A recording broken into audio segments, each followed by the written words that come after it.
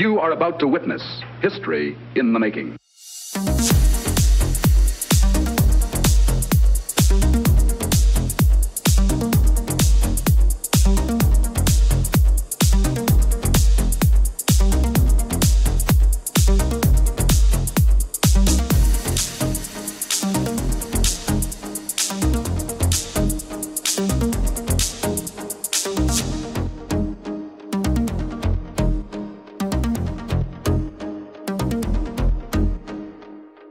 Hello, good morning, afternoon, evening, and welcome to episode 55 of the Pop Culture Gamers podcast. My name's Hayden and I'm here, as always, with Steve, who's just come back from his hollybobs over on the pond and been to the Big Apple. So, Steve, how are you? I'm probably about synced right now, even though it's taken me a few days to get from the jet lag. You wouldn't think the difference in 5 hours would make a difference, but it did. Yeah, so it is always supposed to be worse coming west to east, isn't it, rather than east to west? Yeah, so they say. But yeah, it was really weird. I mean, I thought, yeah, I'd be fine. I'm glad I booked the week off, second week off. Yeah. I don't think I would have coped with work in the sort of, not state I was in, but just the way, you feel sort of drowsy and sort of you want to loll around the house, don't want to do anything. And I definitely wouldn't have been doing work, wouldn't have been in the mood for it. No. But as they say, I'm back tomorrow. I'm not looking forward to turning my phone on tomorrow morning at 7 o'clock. Load the car up and see what's in store. But, hey ho. Well, tell us about your holiday then, Steve, because obviously that's a bit more interesting than some of the news that I've got, I think. Yeah, it was really good. So we had 4 nights in a hotel.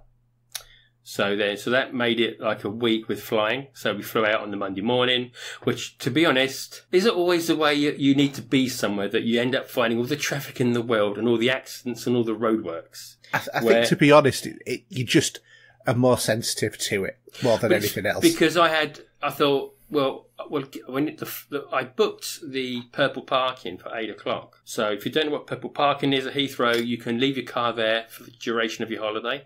Mm-hmm. So you can park it up, give them the keys, and you get a free bus to the terminal you want, and vice versa. So it's all looked after. But we needed to be there for 8, and I intended to be there for about 7 in the area to go to McDonald's maybe and have a coffee and some breakfast. But as it happened, because the M3 was closed down to one lane leading up to the M25, so I was screwed. So I come off there, went onto the M4, got stuck in traffic there. So by the time I got to Purple Parking, it was 8 o'clock. So by hook or by crook, I got there on time, but I didn't get that coffee, which I wanted in the morning, just to start the day off. Yeah. But nevertheless, it was all right, because once we got inside, and because I haven't been on a plane for some time, it's all automation for check-in. Mm-hmm. So you got to go to you got to go to a screen where you get your passport, you put it into there, you can check in, download your tickets for the plane, and dump your bags. And once you've gone through security, which in the UK is pretty standard, but you still got to take your belt off, empty your pockets, go through the X-ray machine. And again, I don't know what it is with me, I always get frisked at airports. And considering I'm pretty good from the background of work, you think they wouldn't have to bother me, but they always do. And, I had to spread them, as they say, and let them check. Well, as long as they didn't take you into another room and put on the marigolds. No, luckily enough they didn't. I try to have minimum stuff on me when I'm travelling. So I got myself a new sort of, I'll call it a man bag, if anything, or just a pouch. One, sort of a flat bag. Maybe old school would be a satchel, maybe, but not as bold as that. But just carrying the minimum things that I need. With my wallet. A courier bag. Yeah, something like that. Yeah. So I've got a new one there on the day before, and just so I could carry the documentation, passports, and what have you, And great flight from Virgin as always. All the drinks were free, all the food was free. The missus didn't understand that, but she thought we all had to pay for it. No, it's all inclusive. It's all part of the flight. Yeah, it was when you turned around and said, "I'll have 3 bottles of champagne, please." Yeah, I know. But I was drinking gin and tonic and red wine on the way over there. So, yeah, and I mean, the flight was pretty good. It was 7 hours long. So, movie-wise, I don't know when you last flew, or have you, or whatever, but the library is a bit more extensive these days for in-flight movies. It'll be all digital, won't it, nowadays? Exactly, and it's like having a Netflix screen on the person in front of you's headrest. Yeah. Where you can just flick through movies of old, new, maybe coming soon, but they weren't that old. Well, let's put it that way. I suppose the question is, did you watch either Airport 77 or Aeroplane? No, I watched all of those before I flew out. I know you did. I was just wondering if you'd watched any more since. I thought if it was on, I might have done, because I watched Creed 2 going over, because I do love the old boxing movies, which are linked to the Rocky, of course. So I watched Creed 2, and I was flipping through, and I couldn't be bothered. I had some podcasts I wanted to listen to on the way over, so I just put my headphones on and just shut my eyes and listened to that. Yeah. But it's just chilling out. You know, it is when you're going over on a flight. It's more anticipation going out than coming back. Where, say, for example, coming back, I don't think I actually watched any movies, did I? Because it was a nighttime flight. Right. I had a little browse, but I put my headphones on for a bit, but I was just thinking about, we've got an 8-hour flight with Delta Airlines, which is the sister support to Virgin. But they weren't as good, to be honest. We ended up with what meal we had, we ended up with what was left. So I had to have the vegetarian dish. Now, this is the thing I always say, is that I do think vegetarian food's completely wrong, because it's never made out of real vegetarians. No, but it wasn't the greatest food in the world. It was pasta. And it's all right. I mean, I weren't going to complain too much, but, I had to drink and more wine, and that kept me happy. I don't mind a bit of pasta. It just depends upon what sort of pasta it is. But it was a bit gloopy for some reason, because we were at the back of the plane. Right. Great to get some window seats on the way back, but it was like, obviously what they do is they take the trolleys to the other end first and then come back to us. So we got what's left. So having a dinner and breakfast and what have you on the way back. But it was okay. The flight was a bit bumpy, a bit choppy on the way back. But I had some great views of coming into England via the underbelly of Wales through Bristol, following the M4. Really clear images, because it was a great day. Really nice coming back. Oh, well, that's good. And then the last thing I saw as we were coming to touchdown was one of the jobs I look after for work. I could see that. I thought, just remind me of that. Thank you very much. But we had a great time out there. A lot of sightseeing. A bit emotional for 9/11 as we were out there during that. Yeah. Which was something else, to be honest. But so did they do anything special? Well, it was the 18th anniversary. 18 years. Can you believe that? No, I can't. It's how time flies. But they do this. I think they do it every year. But it was all cordoned off. I booked on that day. What did we do? Yeah, that day it was going to be 85 degrees, clear skies. I thought, well, today we'll go to the observatory tower, Ground Zero, as we'll call it. So by the time what we did, we took the metro on the old tube line. And it's funny, even the missus was moaning about me geeking out about this place and looking at this with this movie or whatever. And she said, I could just think this, Patrick Swayze bouncing around here on Ghost. So she's got no excuse for that, to be honest. Yeah.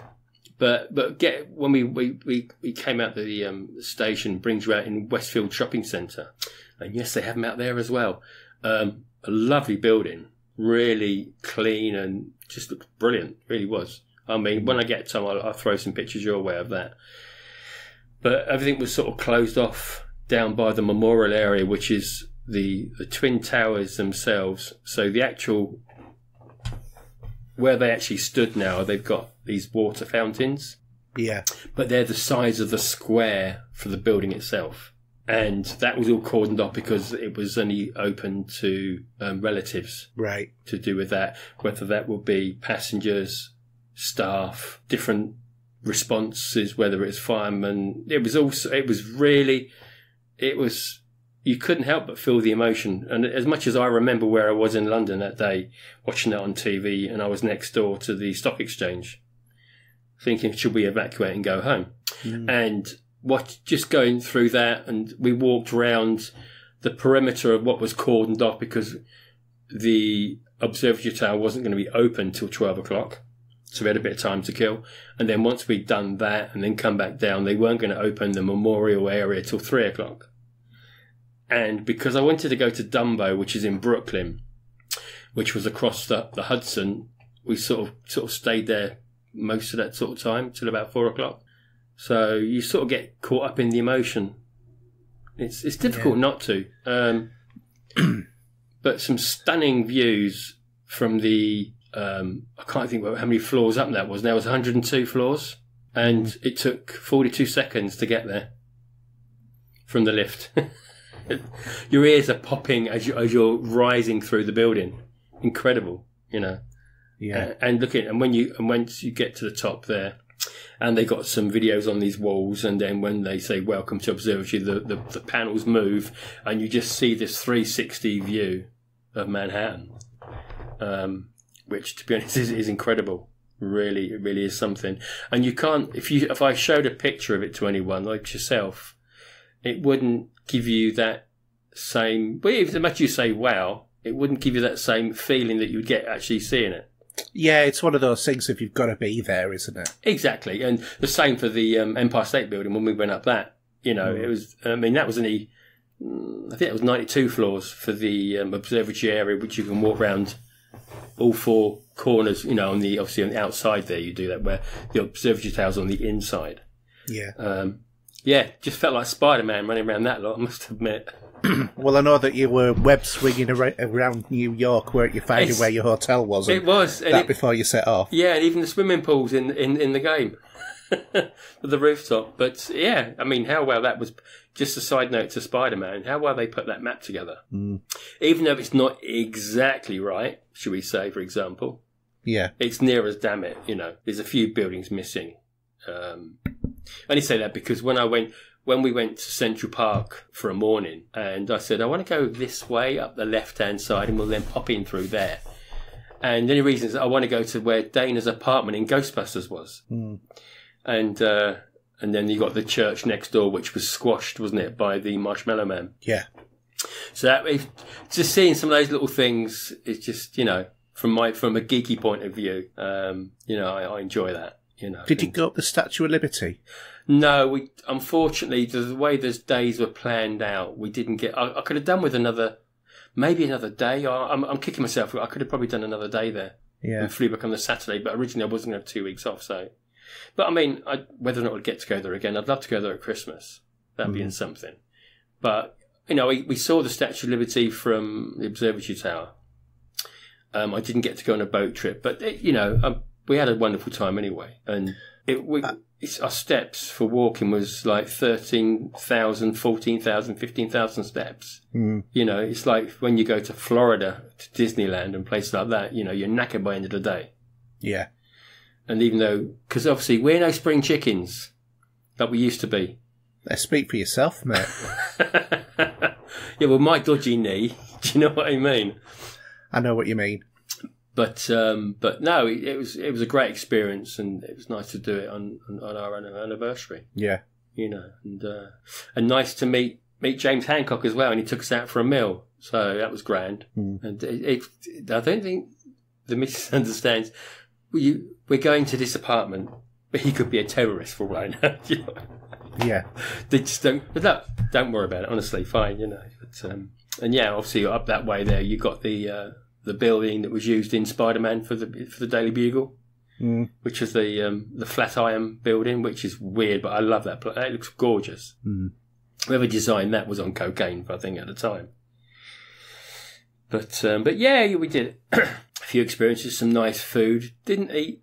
We ate quite well, to be honest, but it's an expensive place to go, and especially to eat and drink as well, compared to the UK. Let's put it that way.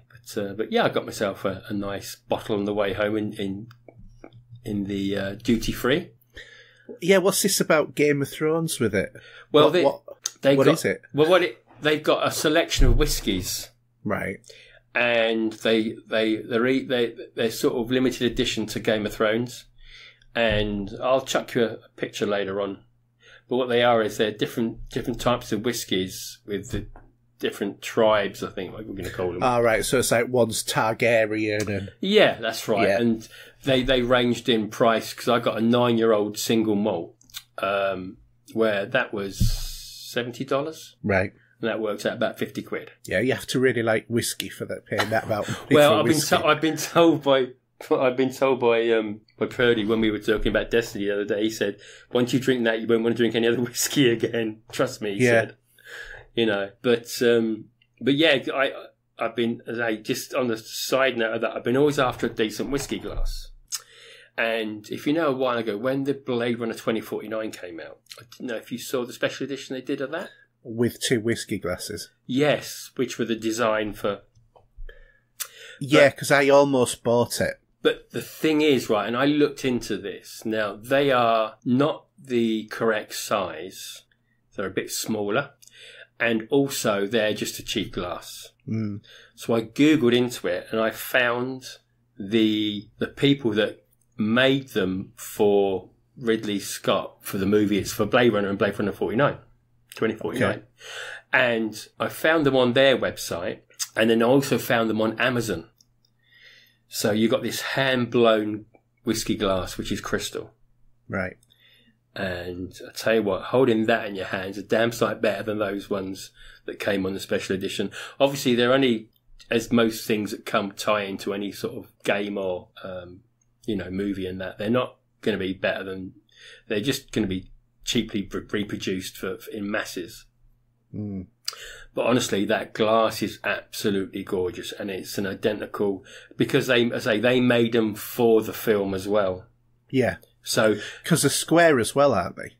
So if you imagine that they are square, but they break open like a flower, and then at each corner there's a right angle to it. So each square, then it's got a right a 45 degree, and then another square and a 45 degree.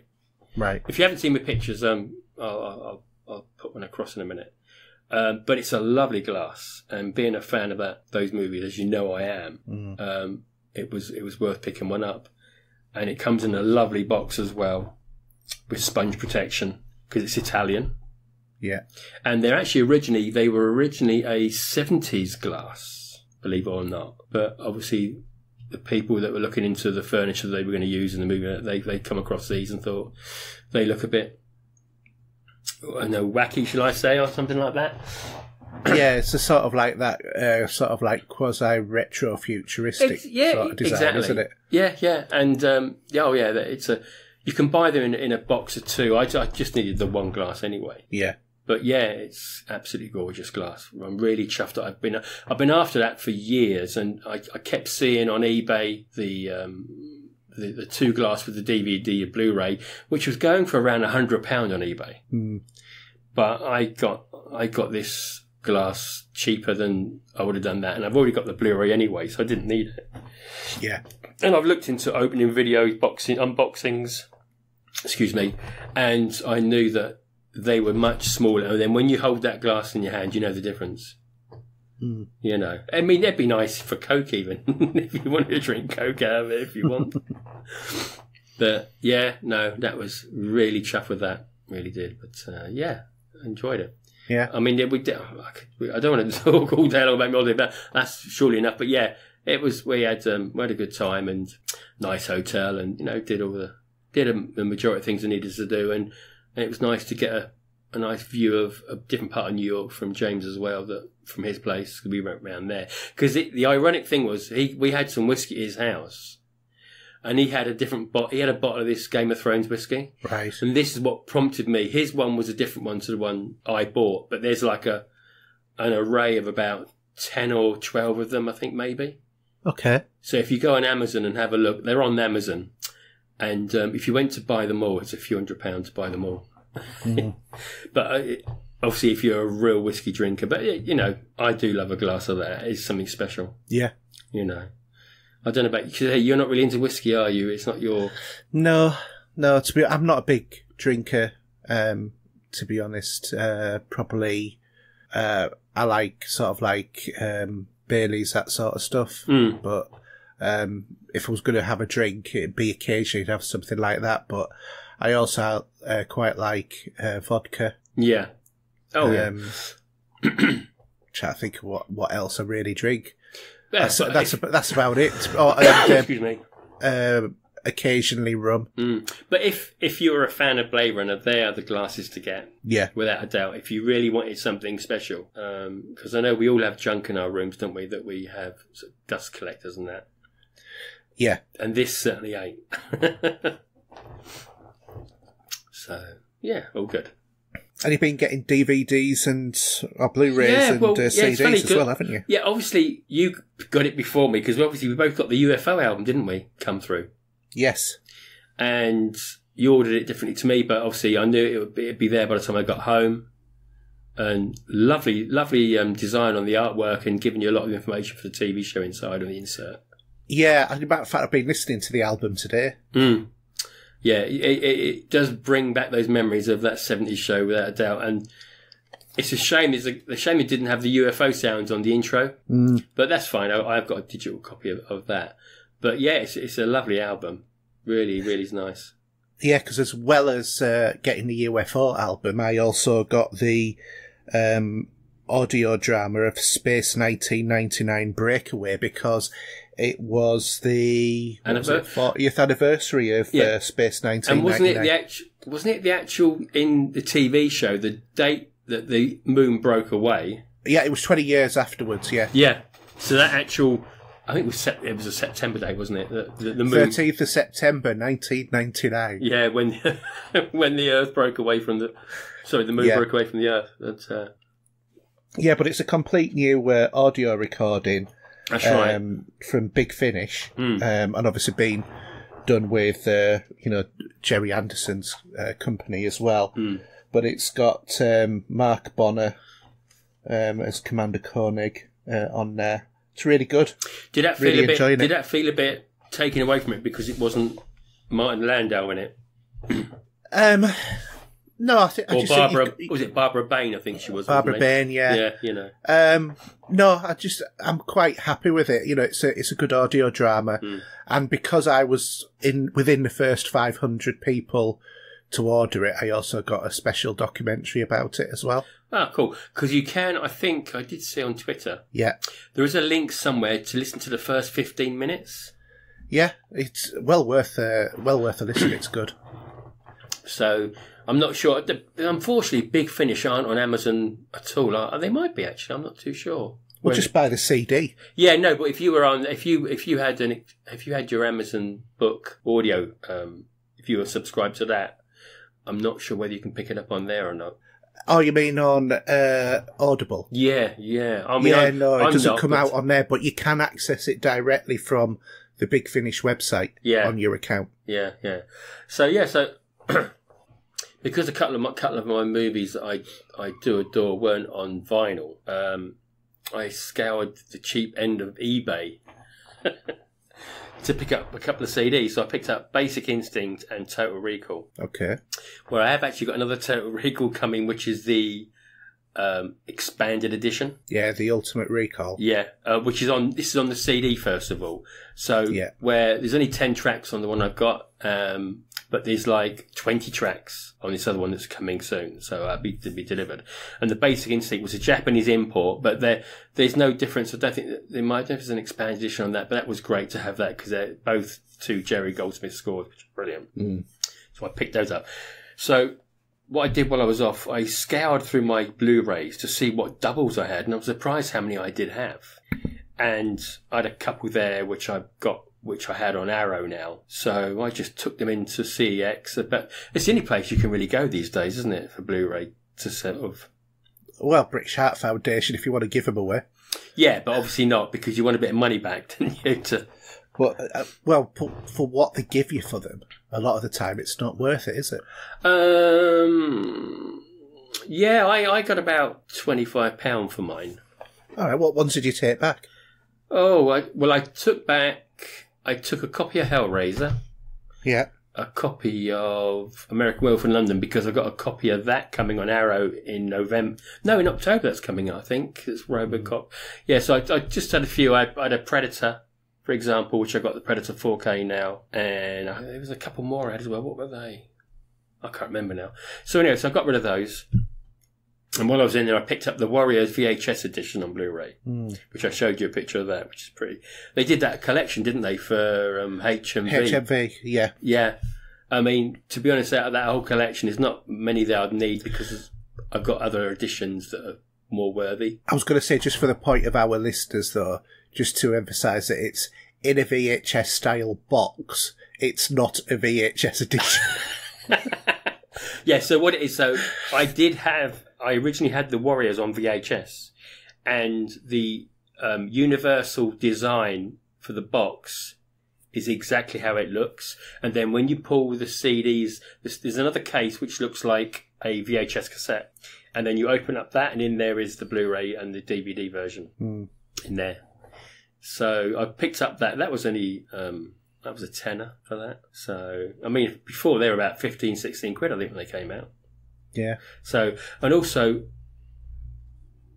you see, I've got a bog standard edition of Total Recall, which is what you'd probably call the bare bones edition. Yeah.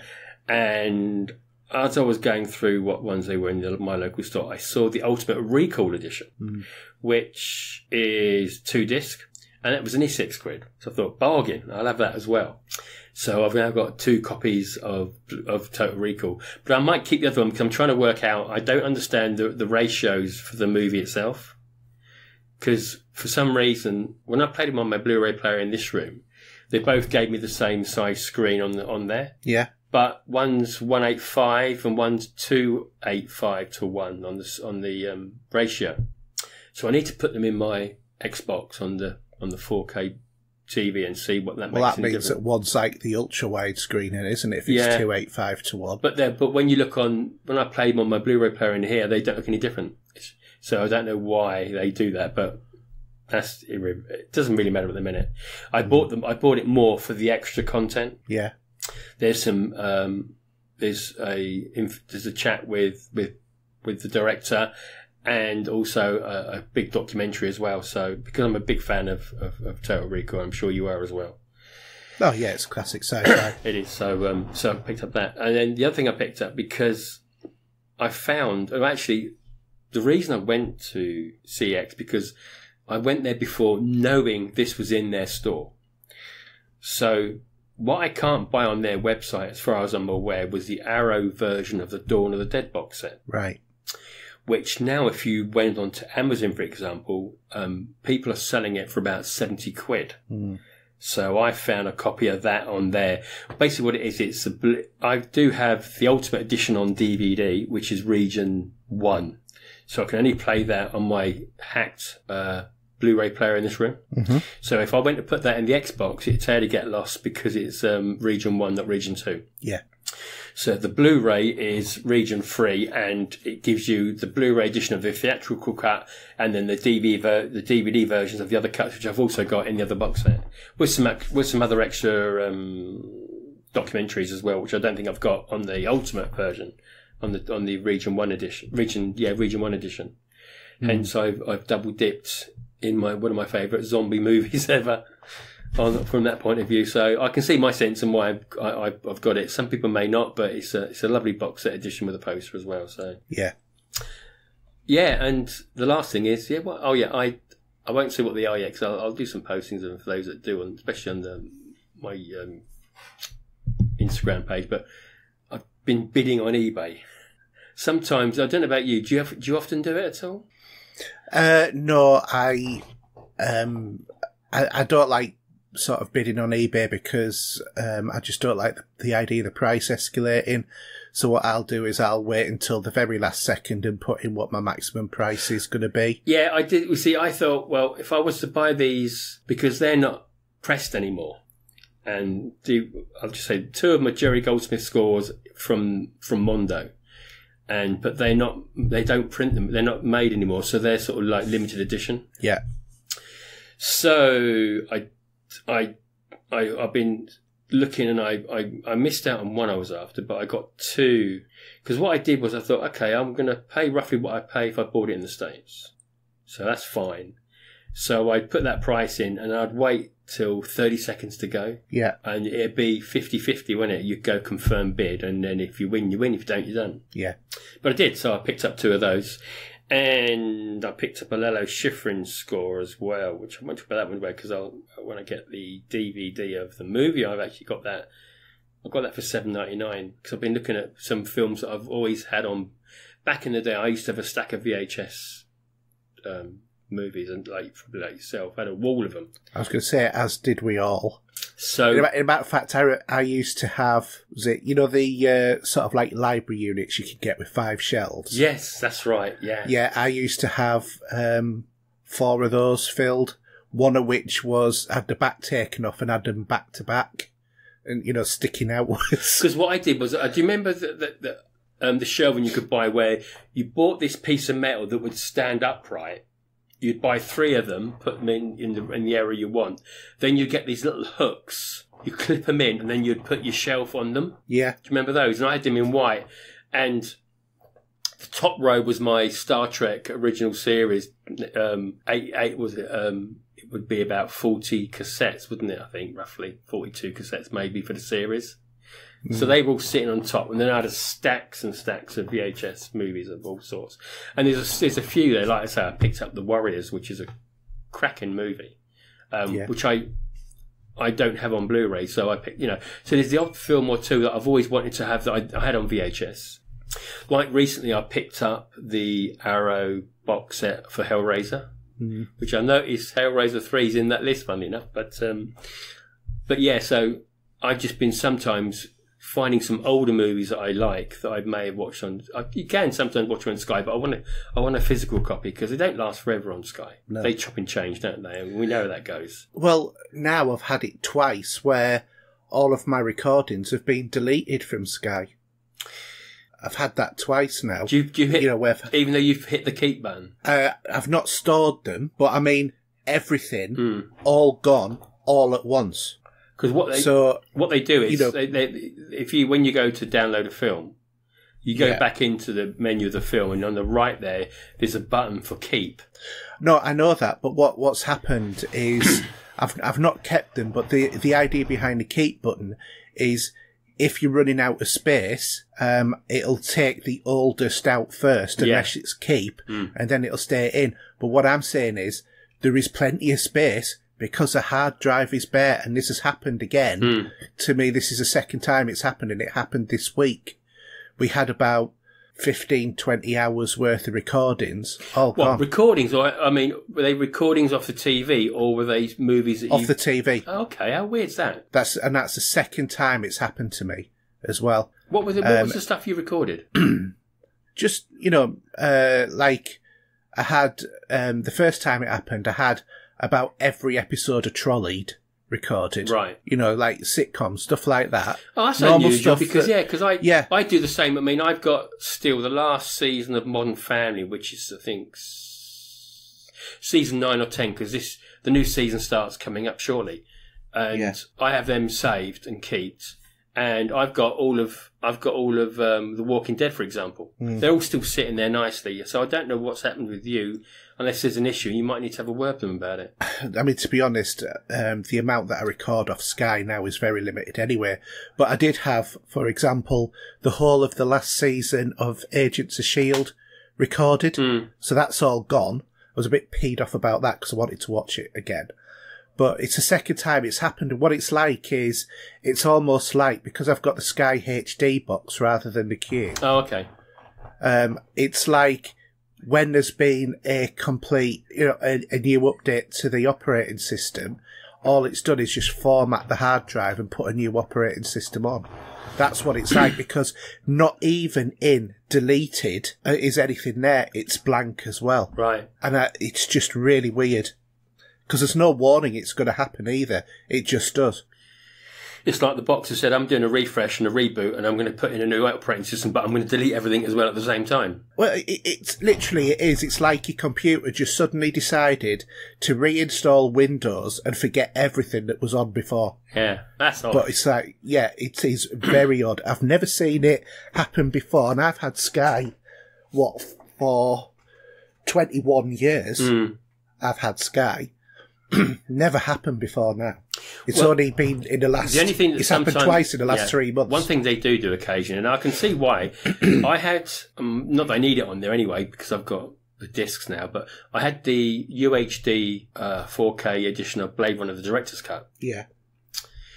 And I had it kept as well. And then when 2049 came out in the cinema, it had disappeared off my box. And then I went back to have a look, and it was only there if you want to buy it.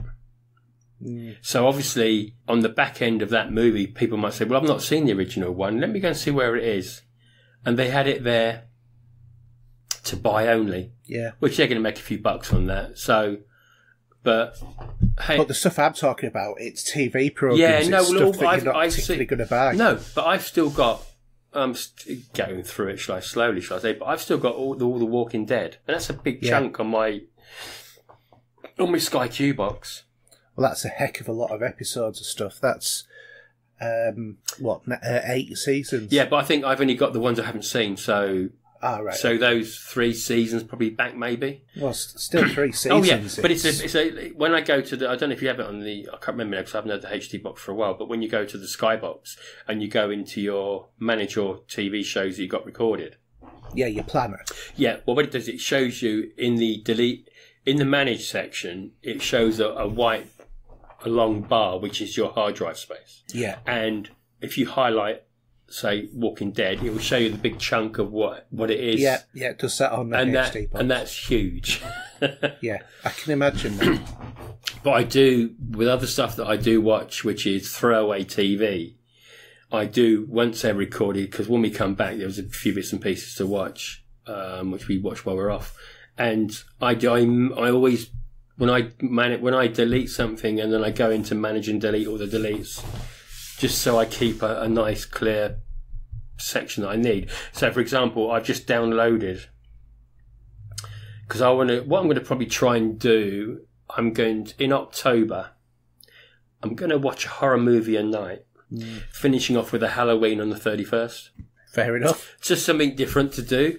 I've got a load of movies that I've purchased on Arrow, for example.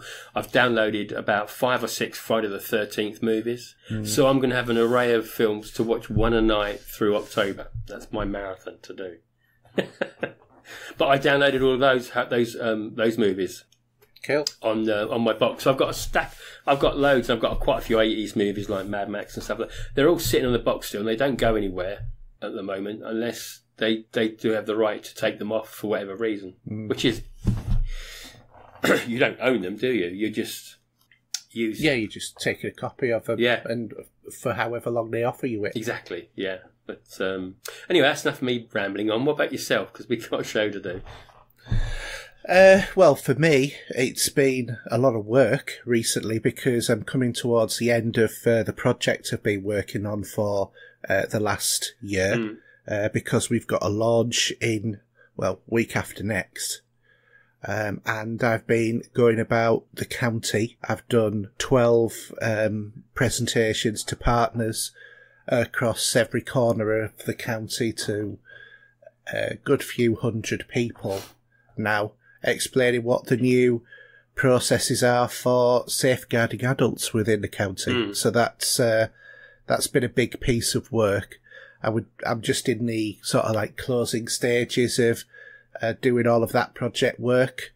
Been really enjoying it. It's been great. But of course, next week is the UCI Cycling Championship, which effectively it makes me landlocked for one day because the roads are closed and I can't go anywhere. And if you're in Harrogate, it's more or less the whole week that you're actually landlocked because of everything that's going on. So, it's good for the county, but to be honest, I think if I was in Harrogate, I would be driven to distraction with it. It's bad enough being one day, being landlocked, so I'm forced to work from home. Oh, the horror of it. Yeah. But I don't mind working from home, actually. In fact, I try to work from home more often because I get more work done. You don't have people phoning you up as much or, coming into your office talking to you and stuff like that, so you can concentrate on work. Yeah. And also nowadays with the different solutions that we have for working from home, I've just got a brand new laptop with work, a brand new phone, a Samsung this time rather than a Windows phone. And I have to admit, I've been quite impressed with it, actually, the Samsung, to the point of I have seriously contemplated having a Android phone next time. I love my Android phone. January.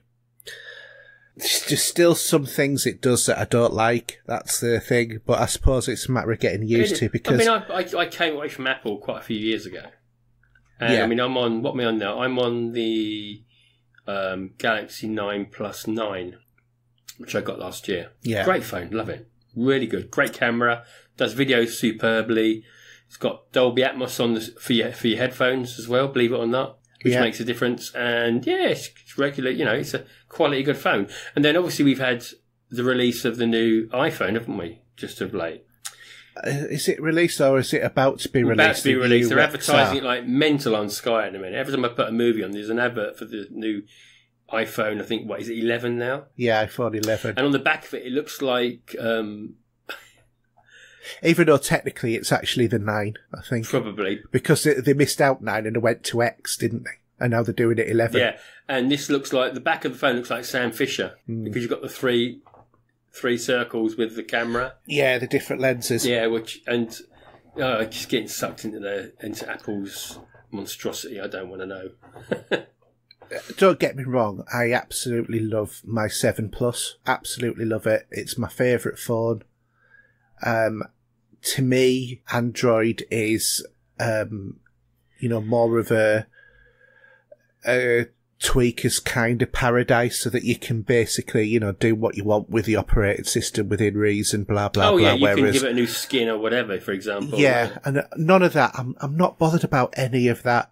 To be honest, what I want my phone to do is do Google Maps. I want it to do Facebook. I want it to do Facebook Messenger without the stupid bubble that you get on an Android phone. I really, really hate that. What you mean? So, for example, when you were talking to me earlier today, I get the little bubble pop up, which is you, and I can click it and then open it up. Yeah, I absolutely loathe and detest that about the Messenger app in Android. Really loathe That's it. Your OCD. That's your everything. OCD kicking in there. No, it sticks over everything. Yeah. And you have to do something with it. You either have to open it or you have to close it. I much prefer it in the way that it does it on the Apple, which is just to say, here's a number of how many messages that you've got outstanding, and you can access it when you want. But I normally do is I normally hold on to it and slide it to the bottom and disappear. So if I'm mid-conversation, it's still there on the top, and I can click in and it'll open it up. But the point is, you have to do that.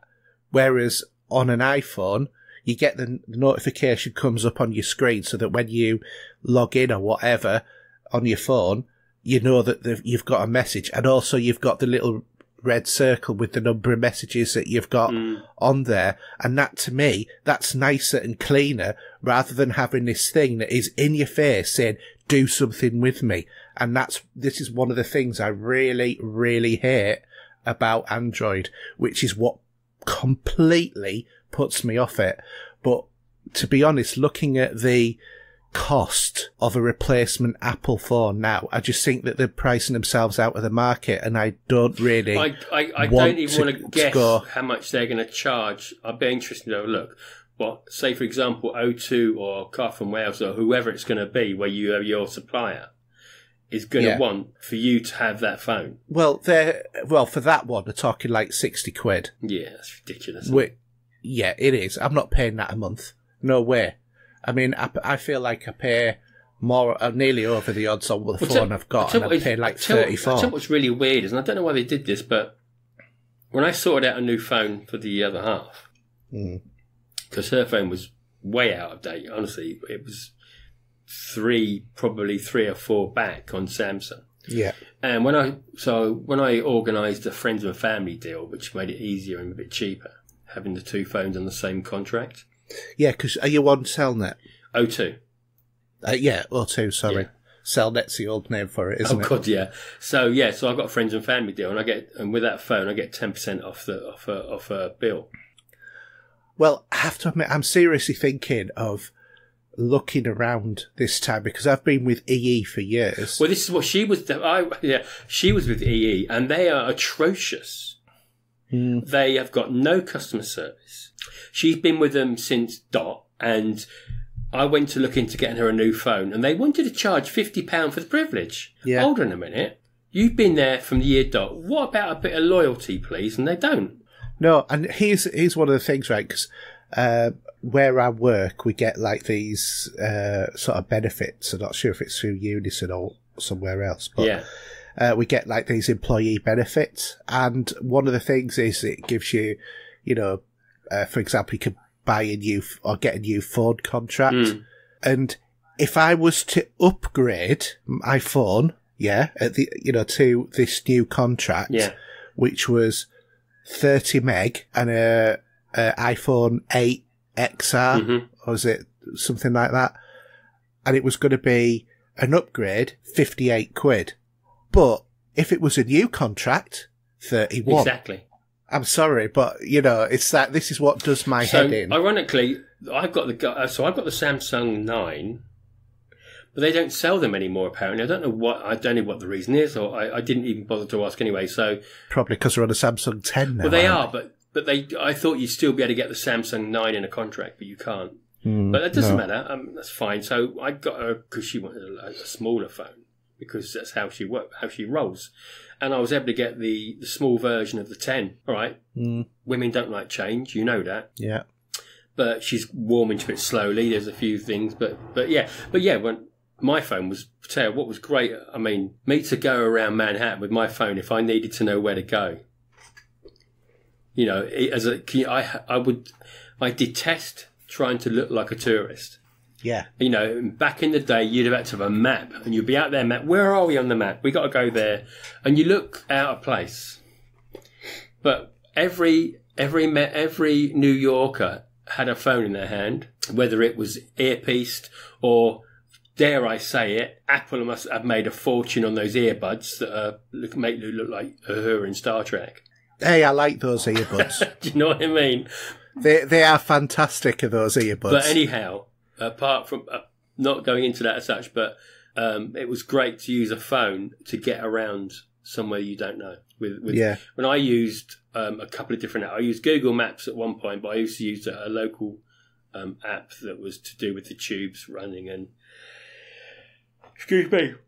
and everything else that I needed to do. But I still thoroughly recommend a Samsung over an Apple personally. I know there's a lot of people that are, again, we got this fanboyism, again, whether it's going to be consoles or phones or whatever.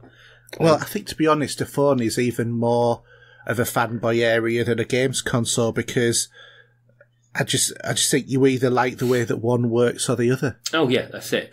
But to be honest with you, I like to have more space on my phone, and you can't do that with an Apple phone. Or have they changed it now? Can you put a No, you still can't stick anything in. Mind you, though, the work phone that I've just been given, because I upgraded the handset from a Windows phone. Yeah. We've got Galaxy A40s now. Okay, they're not too bad. And then 25 megapixel camera on it. That is better than my digital SLR. They do good. I'll tell you what I say, because I use my phone for doing my videos on YouTube. They're great, honestly. It's just... Yeah, I don't know. I can't really quite make my mind up whether or not to change or not. I think what you need to probably do is, and it's the only way to do it, I know you're using a lower grade Samsung. Yeah. Especially on the memory side and everything else. But if you go into a store and have a play with one, just see what you think. Yeah. To be honest, my phone, it's only used for Facebook, Twitter, emails. How big's the screen on your phone? And pictures. I've got the Plus, my home phone, my personal phone. So I've got the big. Because I use mine for movies as well sometimes and watching videos. So bigger screen, the better. I do occasionally, but only when I'm on Wi-Fi because the plan that I'm on's only got 8 gig. So I'm looking for basically something that's going to give me more data. Well, I got 16, which is just about right for me. And I think the other phone I got on the plan is, well, probably less than that because it doesn't need it. But yeah, I mean, it's great. Yeah. But anyway, anyhow, I don't know. I've got months to figure it out yet. Yeah. So other than that, what else have I been doing? I've been doing a bit of computer maintenance. Aren't you after a new PC or something? I saw some. I'm at the moment thinking about it because my PC is an early i7. Yeah, so it's like. But I think generation 1 or 2. You can upgrade anyway, isn't it? It is a desktop, but in order to upgrade, excuse me, I'd have to upgrade the motherboard because it's dual channel 1600 memory. I'd want 3200 memory in there now. Right. So, and it just needs a bit of a hardware refresh, even though, it's an i7, it works perfectly. I've had, for ages, a bit of a problem with it. And I noticed a lot of these problems seem to start when I doubled the memory. Because I went from 8 gig to 16 gig on it. Yeah. And I started getting corruption in some sound when it was playback. Really? Like popping. And I was thinking, what the hell's going on? But I never did anything about it anyway. After, a few years, for some reason, because I've been thinking about upgrading as well. And generally, just not quite as good performance as I would like. A little bit of stutter and stuff like that. Especially on the more intensive games, especially the newer games. And I was starting to think, is my processor like maxing out now? And I was looking at some hardware monitors and it was pretty much maxing out. But I was thinking, there must be surely something else. So I started digging around thinking, right, so first off, I've upgraded the sound to Sound Blaster. Oh, yeah. Because they were pretty good back in the day, if I remember rightly. Yeah. It was, yeah. So, but I've installed a Sound Blaster card in there. But, I just fancied it, rather than on board. Because I thought that takes away a little bit off the main motherboard anyway. And then I thought, but I was still getting the problems with the sound and still getting the stutter and stuff like that, because I never thought that realistically that was going to change anything. And then I thought, right, I'm going to look at the manual and I'm going to go through this with a fine-tooth comb. And I found out what the problem was. Mr. El Thicko here, when I installed the memory modules, there are 8 memory channels, memory slots to put the memory in. And I just put them into the first ones that were available, which happened to be the ones next to the ones that were already in. Right. Reading the manual, no, don't do that. Put it... furthest away? Well, actually, they go black, grey, black, grey, black, grey, black, grey. And it said, when you're populating a memory, always do the blacks first. So you had to miss one and put it in the next one along then? Yeah. And then when you had... and to be honest, the only reason why I picked up on this, because this is never something that you used to have to do years ago. Well, you never used to have 8 memory slots on a computer anyway. But it was never something you used to have to do when I used to do a lot of PC building. And I was watching, because I'm a big fan of Linus Tech Tips, if you've ever watched those. Not sure. It does ring a bell, but maybe. He's a Canadian guy. He's got his own company, with lots of people working for him. He does hardware reviews, stuff like that. They produce God knows how many videos a day. But I tend to watch probably 2 or 3 each evening. Yeah. And I don't think I've ever watched the same one twice. Like, literally, it's been going for years. He's got loads of videos. And he does things like, making the 8K gaming display challenge and stuff like that. He does all these daft, wacky sort of things as well as proper hardware reviews. Yeah. And a couple of times I'd noticed him saying, or, when you put it in your memory, always read your manual to know which slots to put in. I thought, know which freaking slots. And then it dawned on me what he was talking about. Just me being thick. You saw the light bulb came on, did it? Yeah, the light bulb came on, as in, actually, he's talking about which memory slots, not just where they go on the motherboard. So I took the memory out, put it back in, rehoused it, and a lot of the problems have just gone away. Isn't that crazy? It is, because you would think memory's memory. It's just going into a slot. You would say anyone would just think, right, I just put it in the next slot. Here we go, and off we go, and it's a job done, isn't it? Yeah, exactly.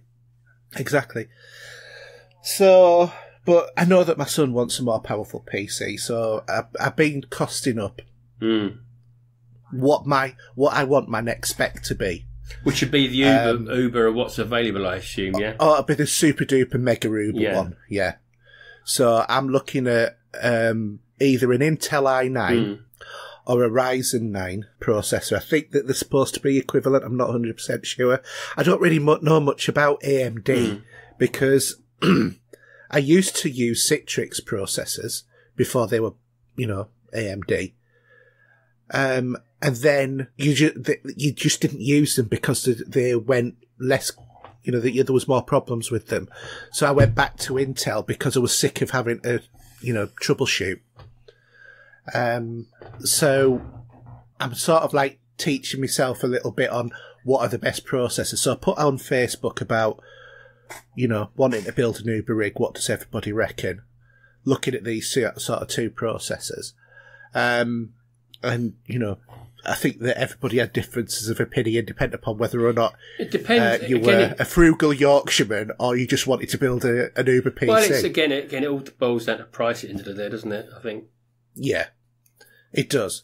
But when I've been looking at and costing stuff up, because I think the thing that's most hesitant for me right now is it has been 12 years since I built a rig. Right.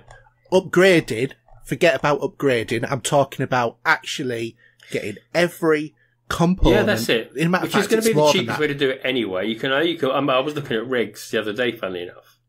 And you can go, say, for example, on Amazon, and you can go for a high-spec rig, and it's going to cost you that. But if you went to cherry-pick the bits you want and then put them together yourself, you're probably going to save a few pounds.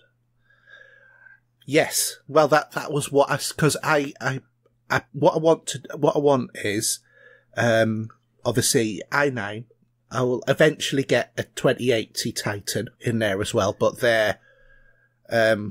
I need to start becoming a proper hitman to be able to afford one of them, I think, at the moment. I mean, I know because I think the PCs are normally always in front of what we get in gaming-wise, for example, aren't they? They're always ahead of the game. Yeah. And then the games catch up, and then you end up upgrading again, and you're ahead again, and you're always on that track where you're moving in front of the games, and you're just following that track all the way.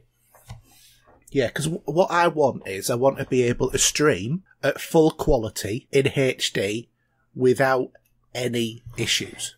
Now, my rig at the moment's an i7, it's a 1080, and I don't know whether or not it's since I've sorted out this thing about the memory, streaming seems to be a lot better. But I still want to upgrade because I'll pass my machine on to my son so that he can have a better rig. Yeah. So that's kind of where I'm at. I've got it in my head, right? This machine, despite all of the upgrades, is still a number of years old. It's a bit like that.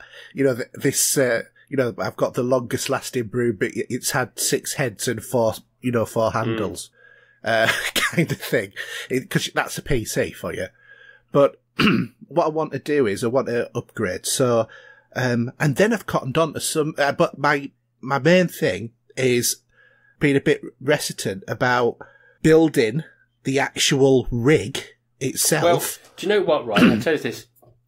I don't know if they do it over here, but I was listening to a few Destiny podcasts and a couple of guys on YouTube they're one of the top guys for Destiny. Yeah. And they always used to advertise this company that would build the rig for you to your spec, and they would test it and get it set up for you and then send it to you in a box. Well, you can do that. I mean, you can go to Cyberpower or anywhere like that, and you can choose everything that you want in that machine. But the problem is, looking at the specs I'm looking at £3,000. Do you want to spend that much, or do you think I could knock it down a bit? If I knocked it down, I could knock it down, but the minimum sort of spec I would be looking at would probably be about 2.5.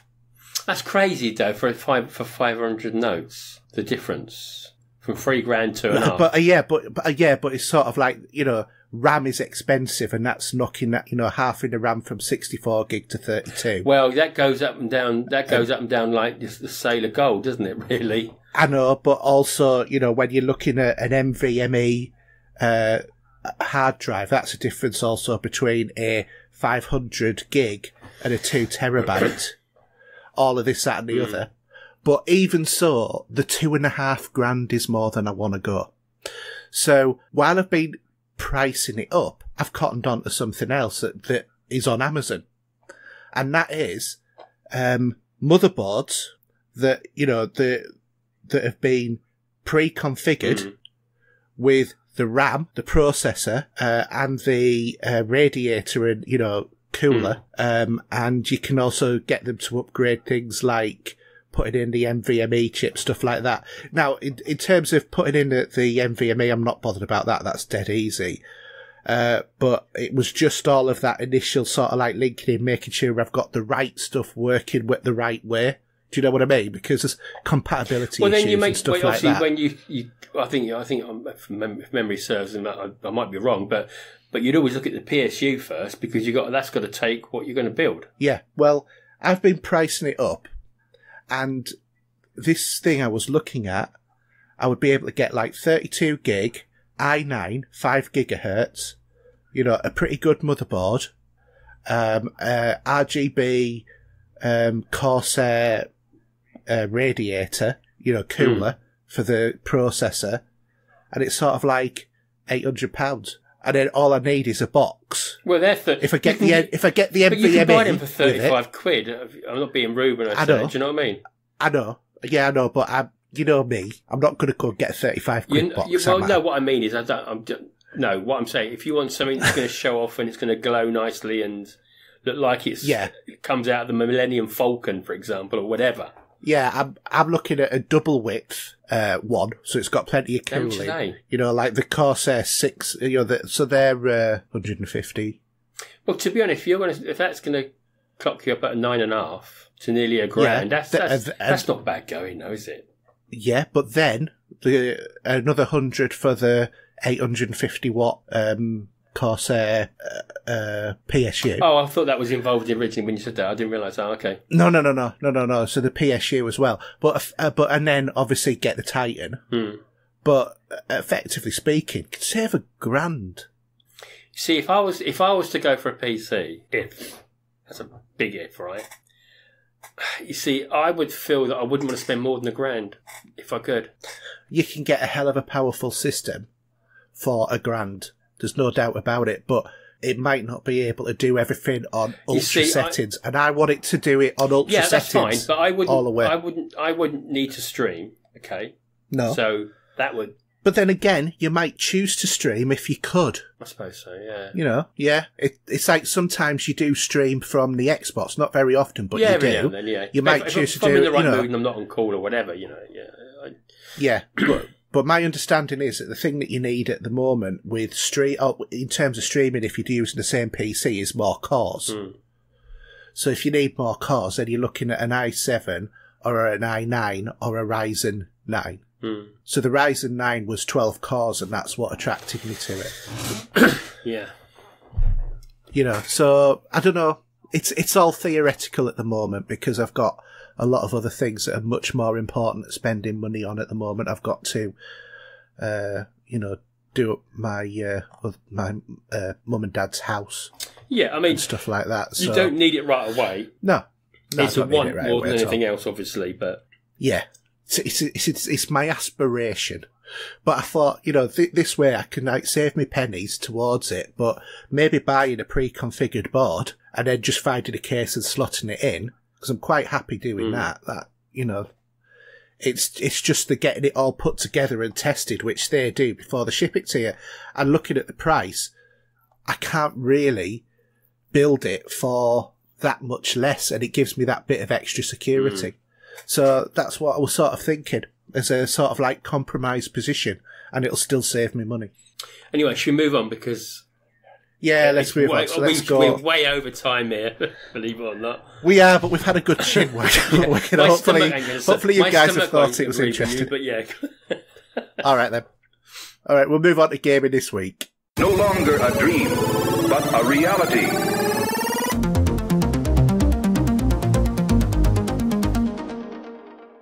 Okay, so gaming this week, and a little bit of news first off, and we're looking at the kernel of gaming, because, believe it or not, KFC, as in the fast food chain, have produced a game on Steam, which is called I Love You, Colonel Sanders, a finger-licking good dating simulator.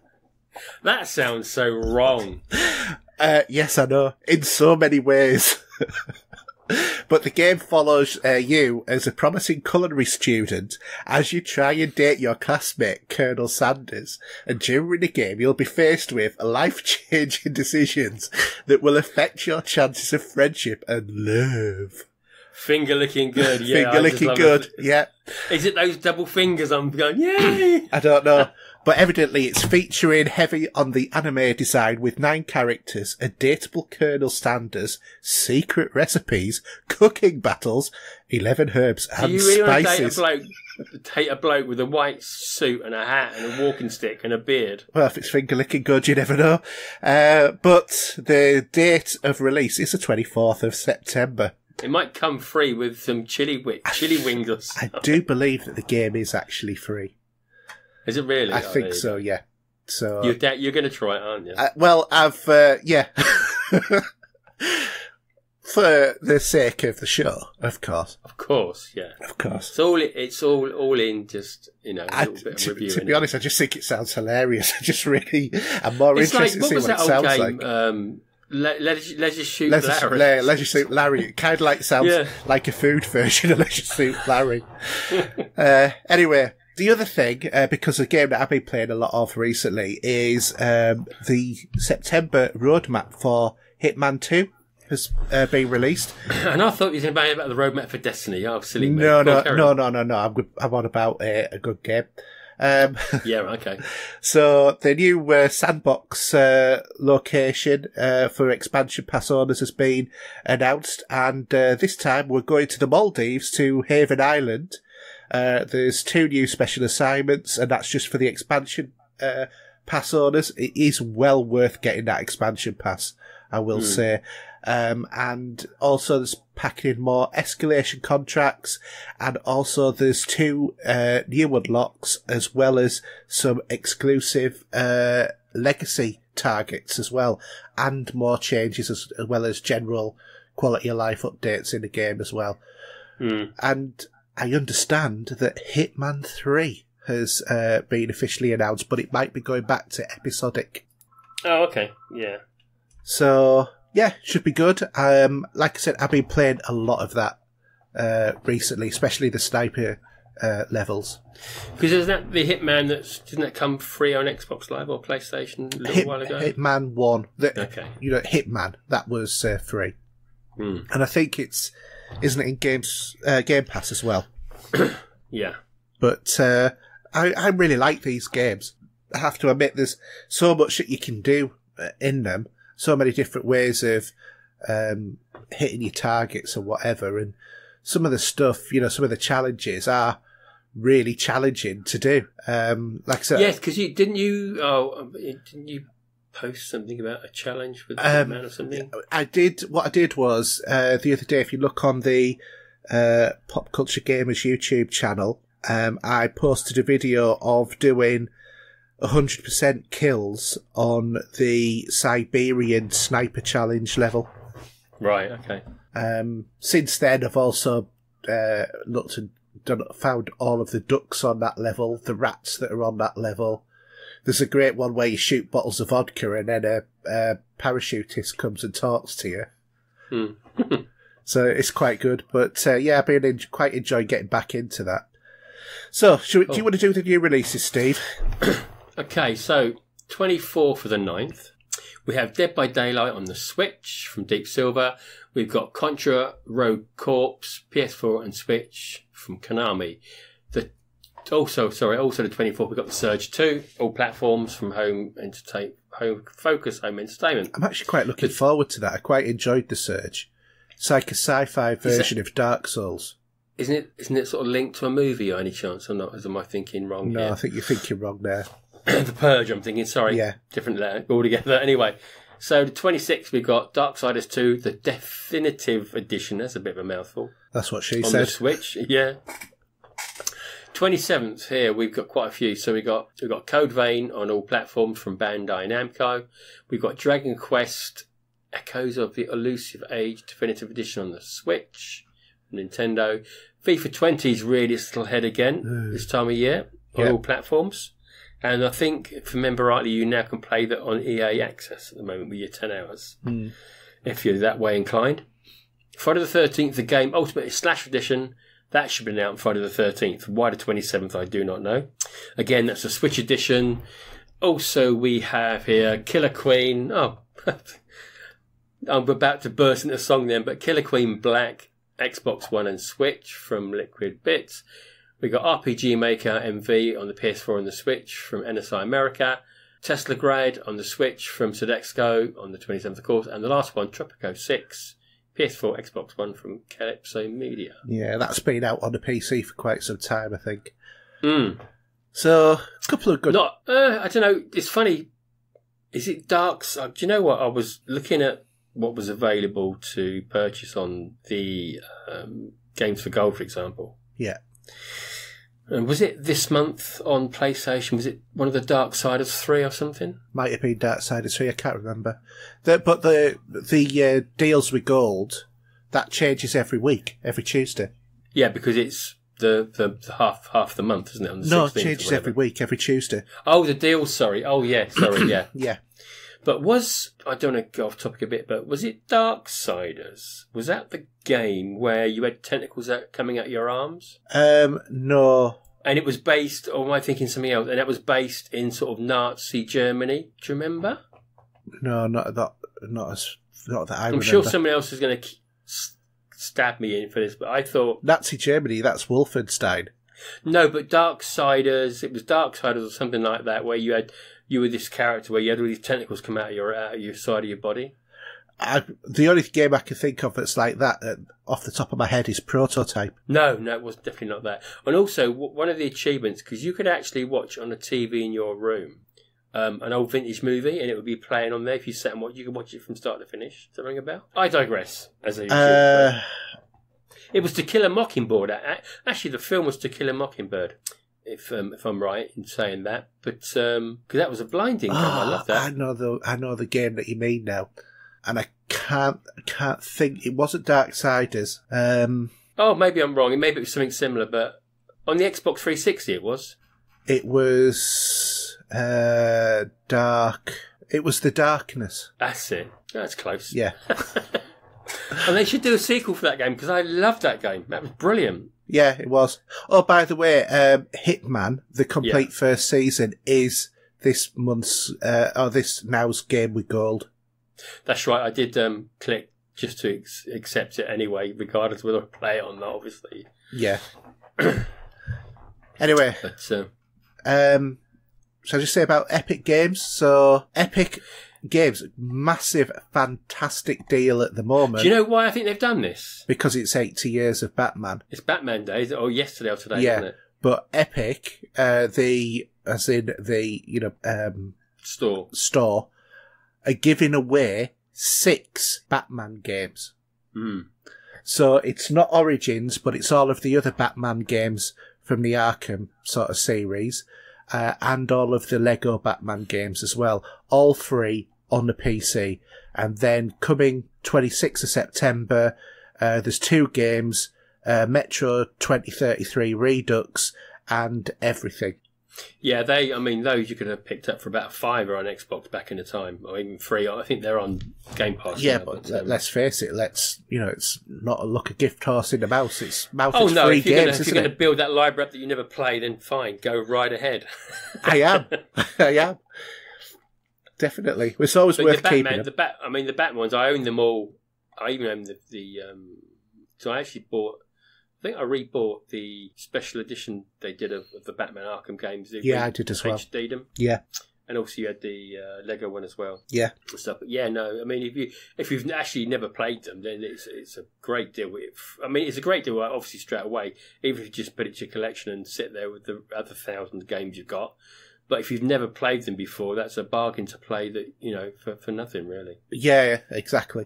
I think it's. For anybody who hasn't played them, it is such a good deal on a PC. And even if you haven't got a PC, get yourself an Epic account and just get them so that when you do get a PC, when you do turn to the Master Race, then, you'll have some decent games to play. I've got a few on my Steam account that I've not actually opened back up again, but there you go. Well, you need a decent rig. And I'll tell you what, I think you have a look on Amazon, especially at some of these sort of bare bone things as well. You could build quite a powerful rig for probably less than £700. We can talk later about that. Yeah. Anyway, so Steve, what have you been playing? Okay, well, should we say Gears to Last? Oh, go on then. because to be honest, obviously it was out as I was flying out, or just before, so I never got to play it. But I did get into it. I have started it and earned a few achievements, especially for the points on rewards anyway. If you do that, I always have a look at them. So I've been playing some Gears 5, and so I can join in with you. I haven't played a lot of it, but I've played enough to have a bit of a thought. And you've completed, haven't you? Have you? No, I haven't. I'm on Act 2. Oh, so I'm a little bit behind you, probably. But yeah. So let me talk about Destiny just quickly, because it's not long now. It's probably about a week to go until the end of the month. Well, week in a few days. So obviously on October the 1st, we're going to have Shadowkeep come out, which can't wait to play, of course.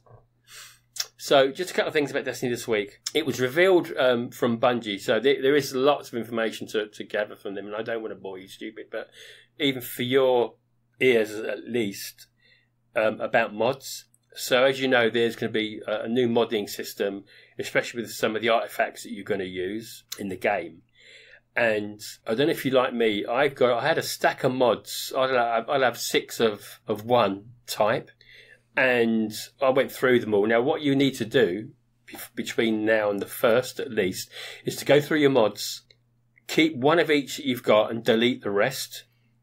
And as you delete them, they will then give you a mod back. So you can then buy more mods on ones you haven't got, because all you're going to need is one of those mods will then be able to be multiple purpose on different stuff that you're going to sort of grow into your armor and whatever you're going to use them for, whether it's weapons or whatever. Right. Okay.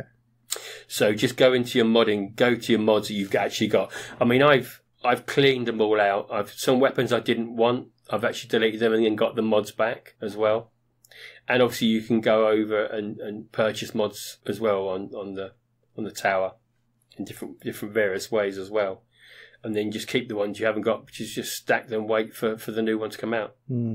So I've been doing a bit of that, a little bit of housekeeping, shall we say. You know, my housekeeping can be terrible at best of times.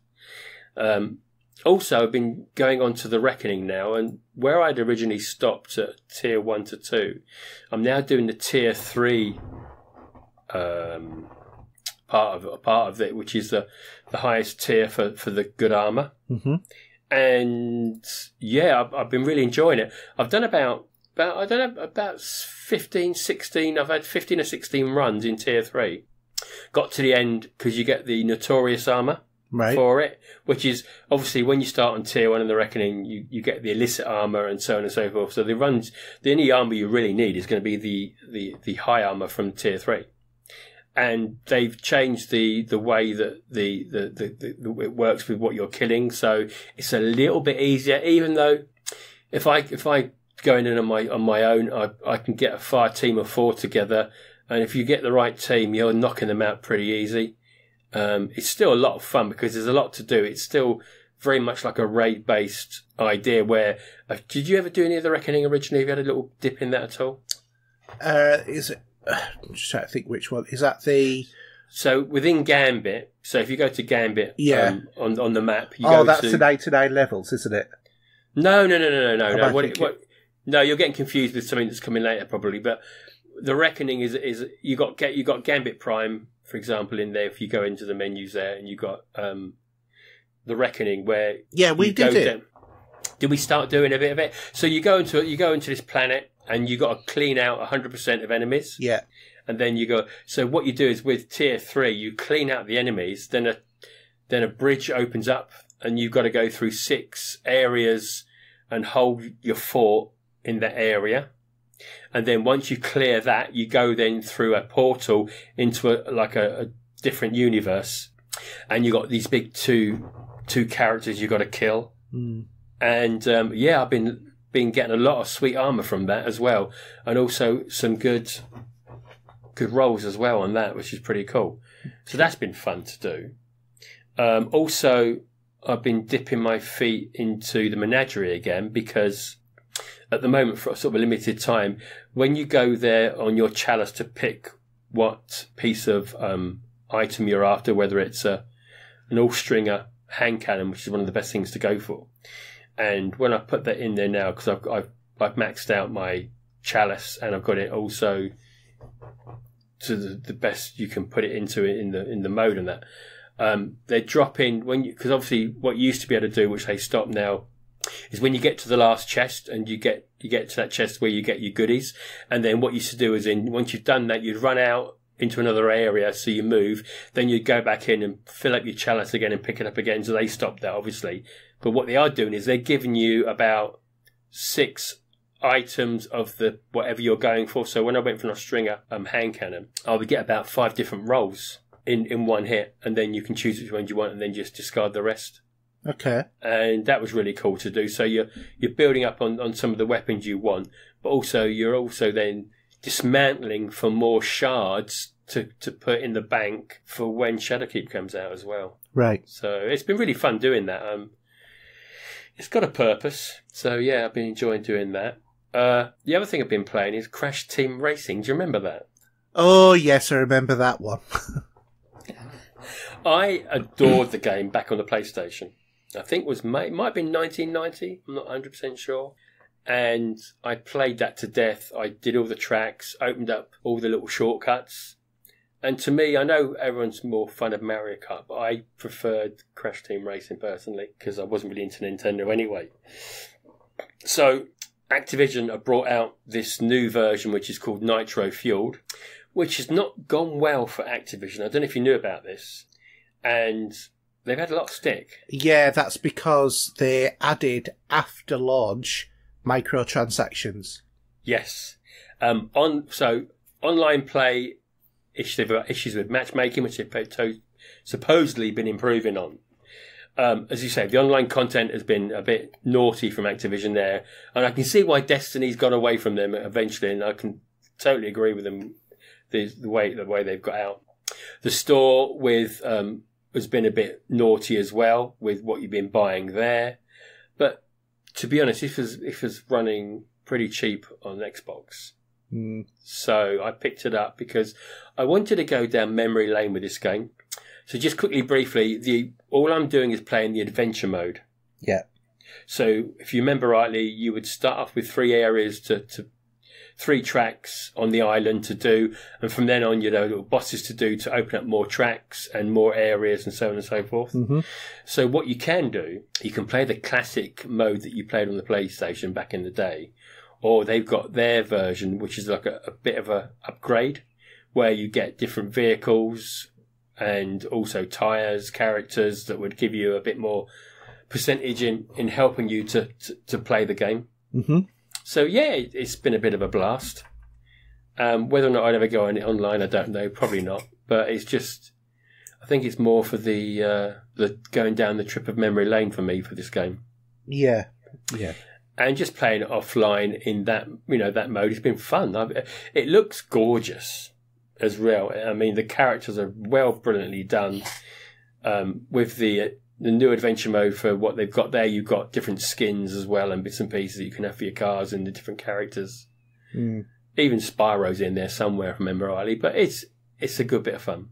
Yeah. And so, what you've been playing? Because we'll talk. I say we can leave Gears to last. Okay. Well, first one I'm going to talk about is an indie game called One Leaves. Okay. And it's an interesting one. This is a free one if you're in America. I don't quite know how I've got this in my library, to be honest. But if you're, what it's on Xbox. Oh, okay. And it's free, but it's not available in the UK yet. But for some reason, it was in my library. Not sure how I managed that. Was it just added to your library for some reason? No, I'm not sure. I can't remember how it got in there. But anyway, so the idea behind this is that you're in a hellish labyrinth, trapped in a cage, rather. And you have to race against 3 others to get out of this labyrinth, and only one of you will leave alive. So you traverse through different areas of this labyrinth. Part of it is an abandoned high school. There's a hospital morgue, and there's also a sewer area, which you have to solve puzzles, which are pretty straightforward. And the game makes no pretense about what it's trying to tell you, and it is an anti-smoking game. Okay. And it's designed to raise awareness of the dangers of smoking with teenagers. Like I said, I believe it's free of charge in America. It's a very creepy game. It's quite disgusting in some parts of it. And it's done from a first-person sort of point of view. But it's sort of like done like a horror game. So there's, like areas of the labyrinth that you'll walk through. And it's sort of like cancered skin covers the walls. Mm-hmm. And then you'll see, you'll walk into a room where there'll be billowing lungs that are tar saturated and black. And you'll go through smoke and there'll be really disgusting coughing and stuff like that. And what I would say is that the art style is like a cross between Deadly Premonition and Fear. Okay. If you can imagine something that's sort of a mixture of those two.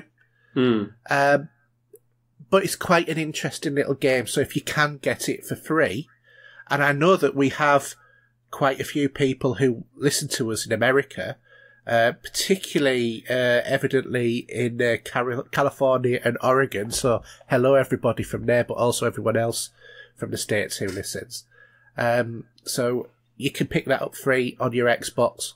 Might be worth a look. It'll whale away for you, half an hour to an hour or so before you probably take it off your system, but it's free. It's worth a try. Yeah, why not? Yeah. Another game I did, and I streamed all of this as well, was I've been back to Telltale games, and I did Batman Enemy Within on the PC. Okay. So this is the second of the Batman Telltale games. So it takes, follows up from the previous one. And well, it's just a good Batman story. Batman's 80-year-old, so I thought, why not? Might as well do something. So what I've actually done as well is on our YouTube channel is I've copied across from Twitch all of the whole thing across 7 episodes. So you can actually see the whole story. If you haven't got it and you don't want to play it, then you can sit and watch it. So I thought that someone might find that of use on there as well.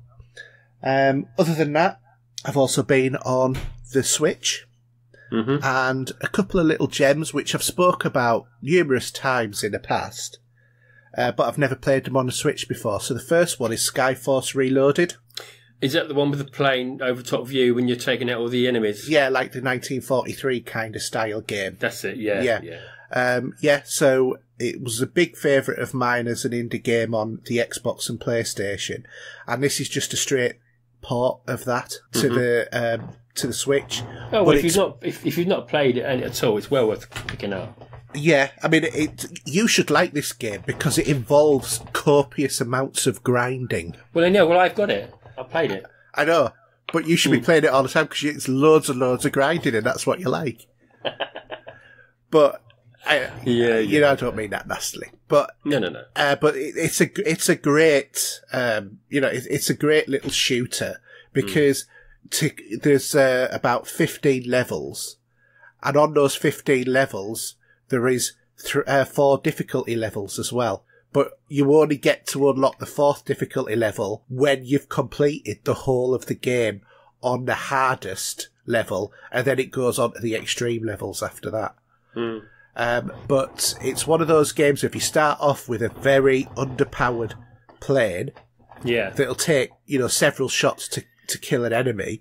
But when you kill enemies, you get stars. When you get the stars, you can then buy better equipment, and the next time that you fly, you've got something slightly better. And when you're playing along as well, some of the enemies that glow drop power-ups that you get better shots and stuff like that. And then the more stars you can then get missiles, you can get magnets to pull the stars towards you. You can get shields, you can get a laser, you can get side cannons. There's all sorts of things that you can, a smart bomb as well, which will blow up everything, including any shots being fired at you. So there's lots of things. And then most levels have an end of level boss, as you would expect. It's that sort of game. But it's just a great fun game. And, I know you've played it. Yes, I have. But imagine that on a Switch, where... Oh, it's probably ideal for it, really, isn't it? It is absolutely ideal for the Switch because you can pick it up, you can go to the loo and you can have a couple of games and then come out, sort of thing, It's that kind of game. And then the other... and it's about £8. But obviously I think it'll probably be on sale at some point shortly. And then the other one is Skyforce Reloaded. Not Skyforce, sorry, Planet Alpha, rather. Just talked about Skyforce Reloaded. So, Planet Alpha, again, another game I really loved on the PlayStation and Xbox.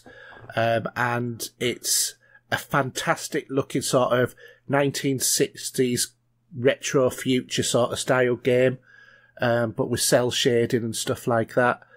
And it's a rightward scrolling platform puzzle type of game where you've got to traverse this world that is being invaded by these alien robots that have a very big passive resemblance to Robbie the Robot, and then just escape the planet. And the unusual thing about this is at some points in the game you can actually change the rotation of the planet, which will mean that some plants that will give you cover will come out and other ones will go away and all of that kind of thing as well. So definitely worth a bit of a look. Okay. And then the other one, which we've both been playing, is Gears 5. And what a surprise this has been. Why a surprise? Because I didn't expect it to be... I wasn't... You see, we played all the Gears and it's no change really with Gears. And suddenly it's got colour. God, does it look good? Or what? Well, I've been playing it Master Race. Yeah, okay. So you've been I'll watch over over that one. You've been playing it on the X. I've been playing it on the PC. Yeah. But it looks gorgeous. And I've seen it on the Xbox as well. The only reason why I've not played it on the Xbox is because I pre-ordered it and it didn't download. And then it was like a 55 gig download, but it had downloaded on the PC. And then I went to play it, and there was an update, which was about however many gig, and I thought, I'll just play it on the PC. And then a couple of days later, I thought, right, I'll carry on, I'll play it on the PC, and there was another update. So I just thought, right, okay, I'm sticking on the PC on this. But that's the only reason why I've played it on the PC, to be fair. Okay. Yeah, that's fine, Yeah. Well, it's been what's the word? It's been nurtured for the PC anyway. So, But yeah, I mean, just firstly, turning it on, the visuals are just in your face, aren't they? Yeah, they are. There's a lot of visual improvements. I think, unless I'm wrong, from where I'm starting the game, there's not a lot of change in the configuration of playing it, if you know what I mean. To be honest, I don't think that there's been any change in the configuration of Gears since 1. No, I think it's played more or less the same right throughout every iteration. The cover system has not changed one little bit, has it? No. If anything, that's going to be probably maybe the downside of it, if anything. Do you think I was going to say that's probably its, well, I wouldn't say quite unique selling point, but to me, Gears is it almost doesn't matter what version of the game that you're on, because it's about the story rather than the actual technical way of that game operating. Do you know what I mean? It's got its own cover system, the way that works. Even when you first jump on the training mode, which I recommend you still do, because if you haven't played Gears for a while, it's well worth just doing it and also getting the achievement at the same time. Yeah, the training wheels sort of thing. But yeah. Obviously, there is something slightly different because you've got that bot that you can use, haven't you? That's the Yeah, I was going to say that'll go and fetch stuff for you, and it'll also join in attacks now as well. Yeah, I mean, if we're going to say at the moment, I've only just picked up the Flash, should we say, as an attachment to, because obviously this is like a mini RPG here where you're going to be able to use points when you collect these vials that are scattered through the land. Yeah, which you can use on different things, and also if you get a bit confused, you can actually reset the vials so you got them all and redo it. So yeah, I mean when you actually get to the town where you came from, when you're the female character, there are loads of upgrade things in there for you to get. I think I got about 20 on that level. I'm not too sure which level that is now. Or you won't be there yet, I don't think. Well, I've done the training mission. Yeah, this is at the end of Act 1. So I'm still in Act 1, but the beginning of the start of Act 1 and then in the middle of it, then it suddenly says Gears 5 all of a sudden, doesn't it? And okay, it's now going to start. Yeah. No, this is at the end of Act 1, beginning of Act 2. So there's no spoilers here, but it's very early in the game, but I've just crashed a helicopter that was going to take off and you're there. Oh, man, you're right at the beginning of the game. Feels like it, doesn't it? Yeah, you are. No, you are. I mean, I'm not even halfway through it yet. I think I'm Act 1, but I think I'm in about Part 4 maybe, or something. No, I don't think you're that far on. I think you're about Part 2. Well, you can tell from my achievements what I've got, maybe, if you looked at them, so... I'll do a comparison, but no, I've got to this. I'm not in the city anymore, but I'm in the ice area where you've got that sort of like sail. Yeah, so I'll tell you where I got to. I got to see the guy in the laboratory. Yeah, so you've just literally got the. So he gave me the flash upgrade for the bot. Yeah, and the upgrade on the bot as well. And then from there I've gone into one level maybe, or a level and a half up in through that. So I went through an area where you had some gardens and all these creatures and a couple of big creatures you had to sort of take out. Yeah, but you're still a male at the moment, aren't you? Yeah, so... But it's not something I'm going to be playing 24/7 at the moment, obviously. But it's nice to just go back in there and every now and then I'll pop back and do another part of it and so on and so forth, because it's just such a great game. Yeah. I think it was going to get a lot of stick, because a lot of people that maybe were anti-Xbox were just saying, oh, it's just another Gears game. And do you know what I mean? It's like they were sort of mocking it before it's actually been out. And I think there's a lot of good feedback from it. No, I think it's as an exclusive as you get on Xbox, because it's always on PC as well, but it's a good game. It's it's more Gears at the end of the day. I mean, there are new modes in there as well. There's Escape, there's Arcade, King of the Hill, and Escalation. What I was going to ask you is, I heard a bit of noise there, we didn't get that. The Dark Fate with the Terminator movie? Yeah. But aren't we supposed to be able to download something for that? I thought we were as well, but I think you probably have to buy it rather than it being just through Game Pass. No, because when I go when I go to the game on the store, it says I own the Ultimate Edition. Right, well, that'll probably be for multiplayer then, because there's also the Dave Barista, isn't there?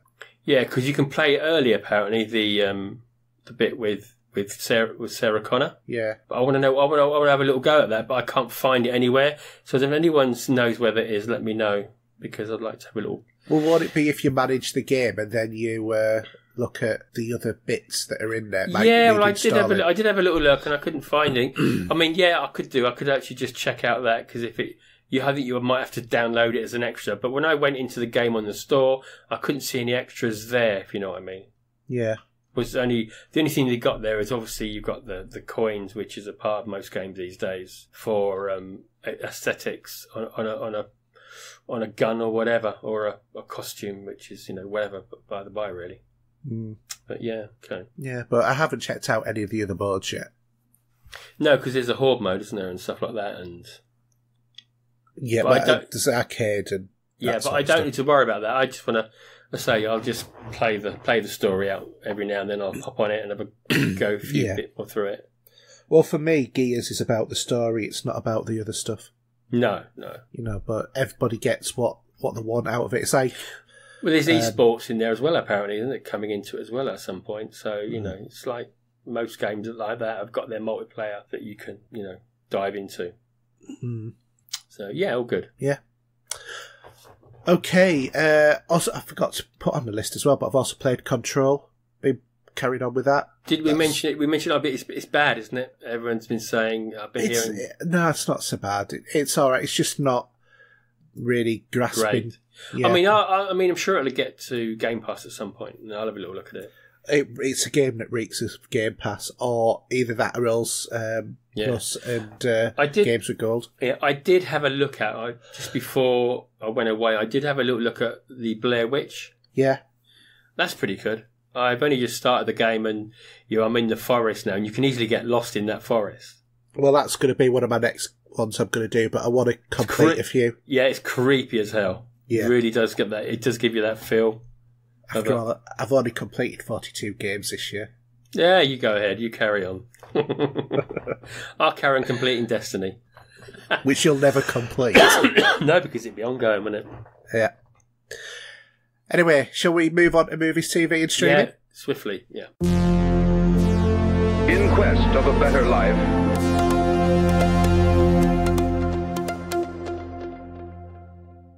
Okay, so the news for anybody who's a fan of Star Trek Deep Space Nine will be very sorry to hear of the passing of Aaron Eisenberg at the very young age of 50. Aaron was he was Nog on DS9, so he was one of the Ferengi. There's no known reason of why he's died at the moment. It's not mentioned in any posts. However, he did have a number of high-profile health struggles. He was reportedly taken to hospital shortly before his death in a critical condition, and he'd previously discussed in 2015 with StarTrek.com the fact that he'd had a kidney transplant that he was about to undergo. He also told the site during the interview that just one of his kidneys... he was on dialysis when he was 14 and undergoing a full transplant at 17. So been through it. Looks like, yeah, he really has. He seemed like a nice guy as well. I mean, I've seen of him. I remember him in the show. Yeah, and he did come over as a great. I mean, I think because he was also obviously, which is a bit sad, because obviously we recently had that documentary. Yeah. For DS9 that came out that I think was, I don't know if it was a Kickstarter, I'm not too sure. I'm not sure. But yeah, that was in the cinema as well if you wanted to go and see it, and he was in that as well, so it's it's not good. But yeah, but I mean, while he was best known for Star Trek Deep Space Nine, he was also on the TV series Straight Up, the movie Amityville, The Evil Escapes, as well as the films The Horror Show Playroom and Beverly Hills Brats. None of those I've ever seen, unfortunately. Well, surely you must have seen Amityville. Yeah, but not The Evil Escapes. That's probably a tedious add-on to the story, which ones I haven't seen probably, but which always end up it was a house that was built on sacred Indian ground. Maybe, yeah. But I say within playing, best known for obviously for Nog, and what does come to mind is the episode where they're selling all stuff in DS9 for Nog as they're going on that trip, where they end up going back in time to Area 51. Yeah. Which is a great episode, well worth... Little Green Men. Yeah, it's worth... If any one of the greatest Ferengi episodes, I think that is one of them for me. And if you check that, it's on Netflix, go and find out that episode. It's brilliant. Well worth a watch. Definitely. Yeah. Anyway, cinema releases. 25th of September, we have Ready or Not. 27th, we have The Goldfinch, Hotel Mumbai, Don't Let Go, Skin, and Poms. So do you want to do the Blu-ray and DVD? Yeah. Okay, Goldfinch, anyone I really know about there, but okay. So we've got a few highlights here. So we've got Aladdin 2019. So we've got the new remake on Blu-ray 3D, 4K and DVD, and all sorts any ways you want. Batman, the 80th anniversary, an 18-film collection on DVD. And I think it's on Blu-ray as well, actually. But I saw a price for £171. I don't know if that was right or not. Well, it's 18 films, so probably. But then I saw another box set version that was £71, so I don't understand that. But I don't know why it's a film collection, because I suppose so, if you're going to count the animated. Is that not including the TV show, is it, either? No, I don't think it is. But so also we got the DC Animated Film Collection Volume 1, 4K Blu-ray, Dragon Ball Super Part 7, episodes 71 to 91, if you're a fan of that, on Blu-ray. Y50 Seasons 9 on DVD, Blu-ray, and obviously, it says DVD there. Obviously, there's Seasons 1 to 9 as well as a box set. Don't understand this one, but Hellbound, Hellraiser 2 on Blu-ray. Be a re-release. Yeah, I've got the Arrow version, which is well worth picking up, and I've got that was the one with Terry Farrell, wasn't it? Possibly. I haven't rewatched it yet. But just thinking of the link back to DS9, that was all. Yeah. But yeah, well worth a watch. Peep Show Series 1 to 9 DVD. I used to love that show. It was okay. It was not my favourite. Supergirl Season 4 Blu-ray DVD and Seasons 1 to 4 on DVD. Also in the same vein, we got The Flash Season 5 and Seasons 1 to 5 on DVD, Blu-ray DVD. That's about it really. I don't think there's anything else in there I can see that takes my fancy at a quick look at. There is Lockup actually on Blu-ray 4K and DVD, which should be the Sylvester Stallone film if I'm not corrected, which is well worth a watch. That's great. Yeah. Cinema charts then. Okay, so cinema charts, we have at number 5, The Lion King. We have number 4, Once Upon a Time in Hollywood. Number 3, Hustlers. Number 2, It Chapter 2. And number 1, Downton Abbey. Well, I'm not surprised it's that number 1. I think when we get the box office takings for the States for that'd be huge. I would say so as well, because they are really into the British culture. Yeah. Okay, Blu-ray DVD charts. So sticking at 5, we've got Shazam. Sticking at 4, we've got It Part 1. Same at 3, we've got Captain Marvel. Re-entry at number 2 is Iron Man 3, and obviously still number 1, Avengers Endgame. Mm-hmm. Don't even know, is that the extra content on that one, is it, or not? Or no, as far as I'm aware, there's no extra content or any. Not the extra 3 minutes that apparently we've been hearing about. Don't know. But interestingly enough, evidently, Endgame might not be Robert Downey Jr.'s last outing as Iron Man. I heard the same story. Yeah, because the Black Widow movie is a prequel. Yes, I don't know where in the timeline that fits, to be honest, but yeah, it'd still be... Whether it's a younger version of Iron Man, I'm not too sure. Well, it'd have to be, wouldn't it, if it was a prequel to Endgame? Yeah, but what I mean is, in the whole timeline of Iron Man... I believe it's supposed to be after the Battle of New York, I'd heard. So he can look as he can now, to be honest with you, with a certain degree. Yeah. He had to palm himself off as he looks now for that film. Not needed to be a digital, younger version, if you know what I mean. No, I don't think that they need to do that. And let's face it, most of Iron Man's probably digital anyway. Yeah, except for his face and helmet. Yeah. But yeah, interesting. Well, even his helmet, I think, is digital most of the time. Oh, yeah. Anyway, so you've been watching a movie or two. Do you want to tell us about those? Okay, so obviously on the flight over, I watched Creed 2. I'm sure if you're a Rocky fan, you're well aware that Creed is the son of Apollo Creed. And we have the sequel to that, which is Rocky Balboa's swan song. And his last appearance was playing the character. Yeah. Which he did say on Instagram. But he said he was passing the baton on. So maybe if there's a Creed 3, he won't be in it. So if you're not aware of this storyline, basically, Creed is up to fight against the son of Ivan Drago. And for you that are well in the know, will know that Ivan Drago had a fight with Apollo Creed back in Rocky IV, where he died in the ring. So as you can imagine, this is a very sensitive. Right, Apollo died in the ring. Yeah, sorry. Yeah. Apollo died in the ring in Rocky IV.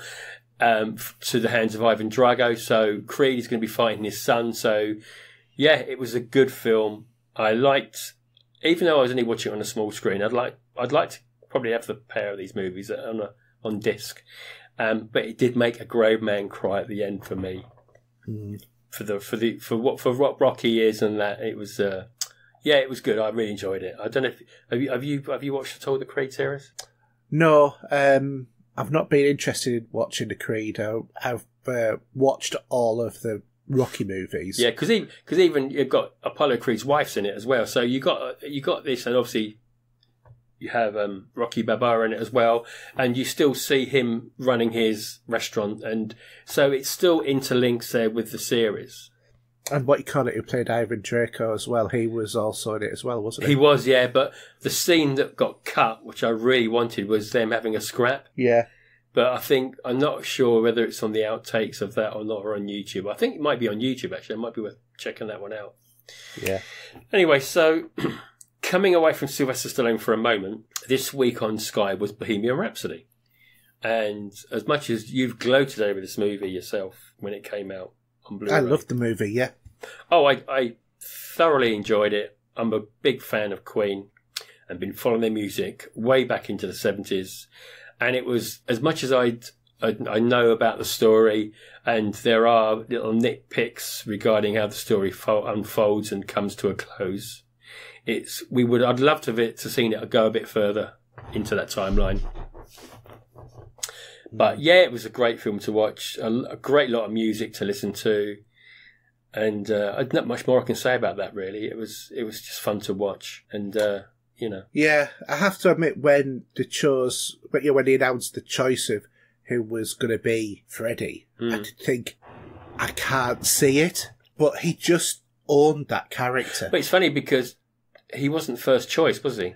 No, because it was going to be the guy who plays Borat, yes, who was going to be first choice, and he walked away from it for some reason. Ali G. No, they had a difference of opinion with Queen, and evidently he said that Queen were trying to paint, the existing members of Queen were trying to make things, Queen absolutely marvellous. Well, no, it wasn't though, was it? Because there was a lot of squabbling within the band in numerous points in their career. Yeah, but evidently he said that's what it was. But the other side of it, Queen, particularly Brian May and Roger Taylor, said that he was just mick-taking all of the time and he wasn't taking the part seriously, so he got fired. Yeah. And to be honest, knowing him, I could probably imagine that. Yeah, and also when Rami Malek took the part, and it seemed like he was made for it. To be honest, he played it so well. The mannerisms of Freddie Mercury just came out. He owned it. He owned it. He absolutely did, and he's got a lot of credit for it. And we got a few Oscars out for it as well. And it was great to see. And it's the launch of the pop culture icon movie films now, because we've now had Rocket Man. There's one on Marilyn Monroe being made. Yeah.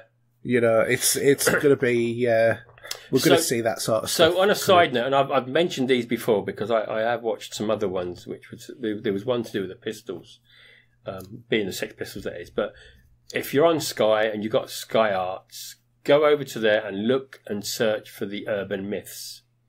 And these are stories that had happened but are not quite true, but they are. So there's a bit of a play on the story for the fun of it. So the first one I watched this afternoon was Freddie Mercury, Kenny Everett, and Princess Diana. And basically what happens is that they're having a drink at Freddie's place and they sneak her out to a gay club to have a bit of fun. But only in the best possible taste. It was. Kenny Everett, the guy that played Kenny Everett, was really good as well. It was fun because he even says some of that in there because they said, well, what if I go out? I can't disguise myself. And, you know, they're only about half an hour long, I think. They're not very long, but it's worth a watch. And the guy that played Freddie Mercury in that, I think he played in the other one, which is the backstage at Live Aid. So obviously the Bohemian Rhapsody starts and finishes with the Queen's performance at Live Aid. And this story is telling you the background to that, where you've got Bob Geldof trying to get this all together during the day of Live Aid.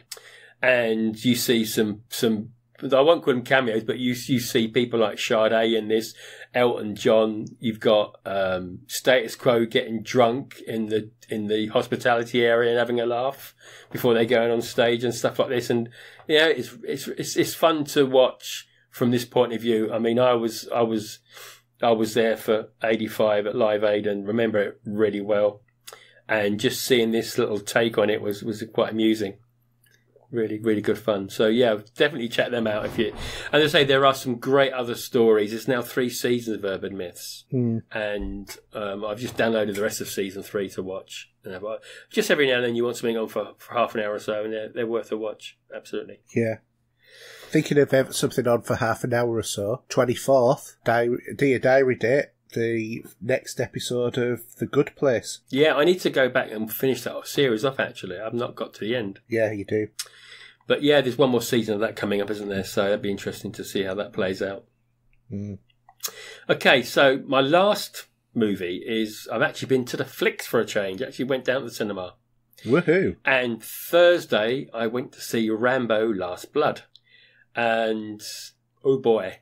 Now, obviously, you're not going to say too much about this. That I want to spoil it for anyone else. Obviously, I will give you a bit of a rundown of what the story's about, because I think you can get that from the trailer. Because it's only in Texas or something like that. Yeah, well, if you remember Rambo from 2008, you see him walk up to the farm at the end of the movie. So with this film, this is an 18 certificate, the same way that Rambo 2018 was. And when I sit there and look at the screen, it says in the certification note below, it says excessive gore and violence.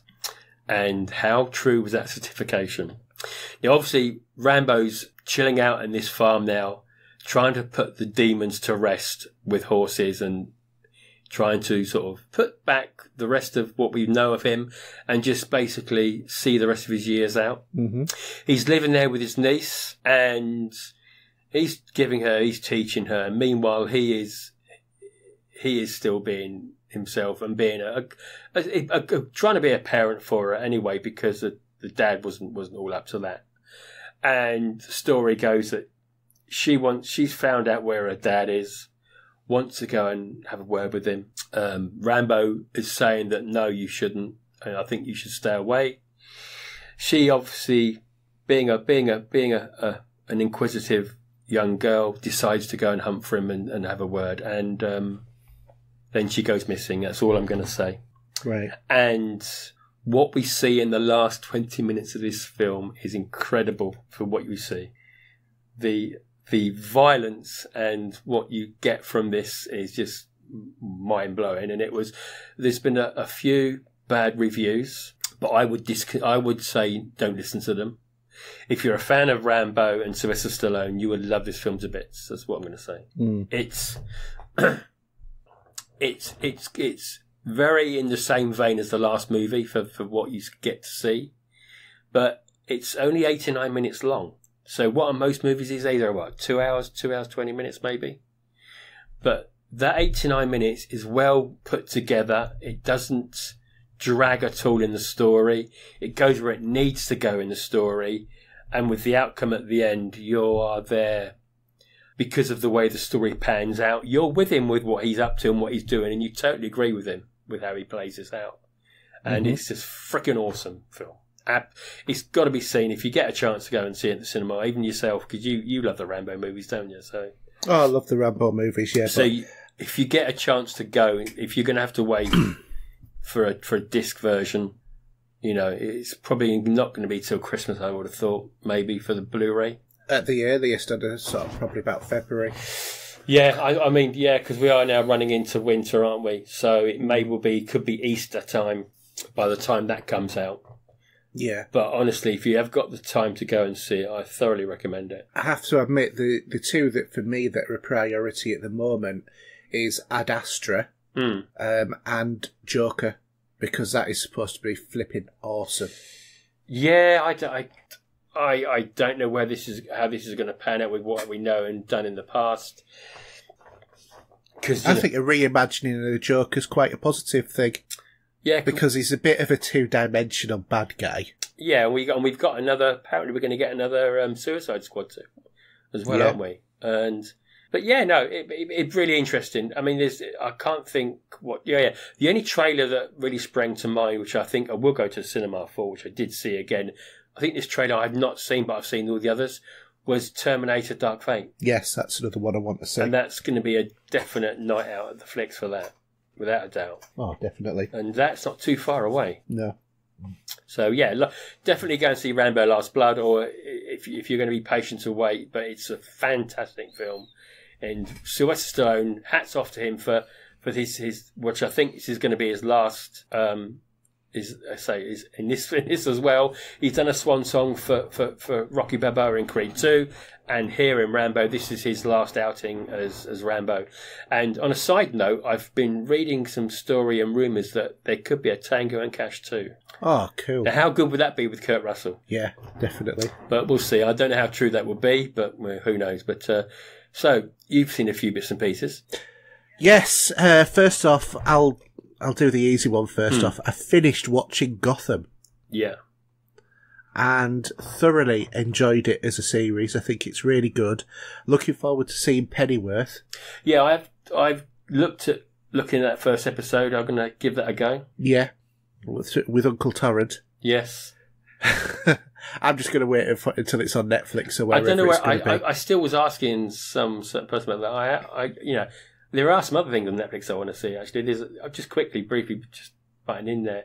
There's a show called, I think it's called Unbelievable.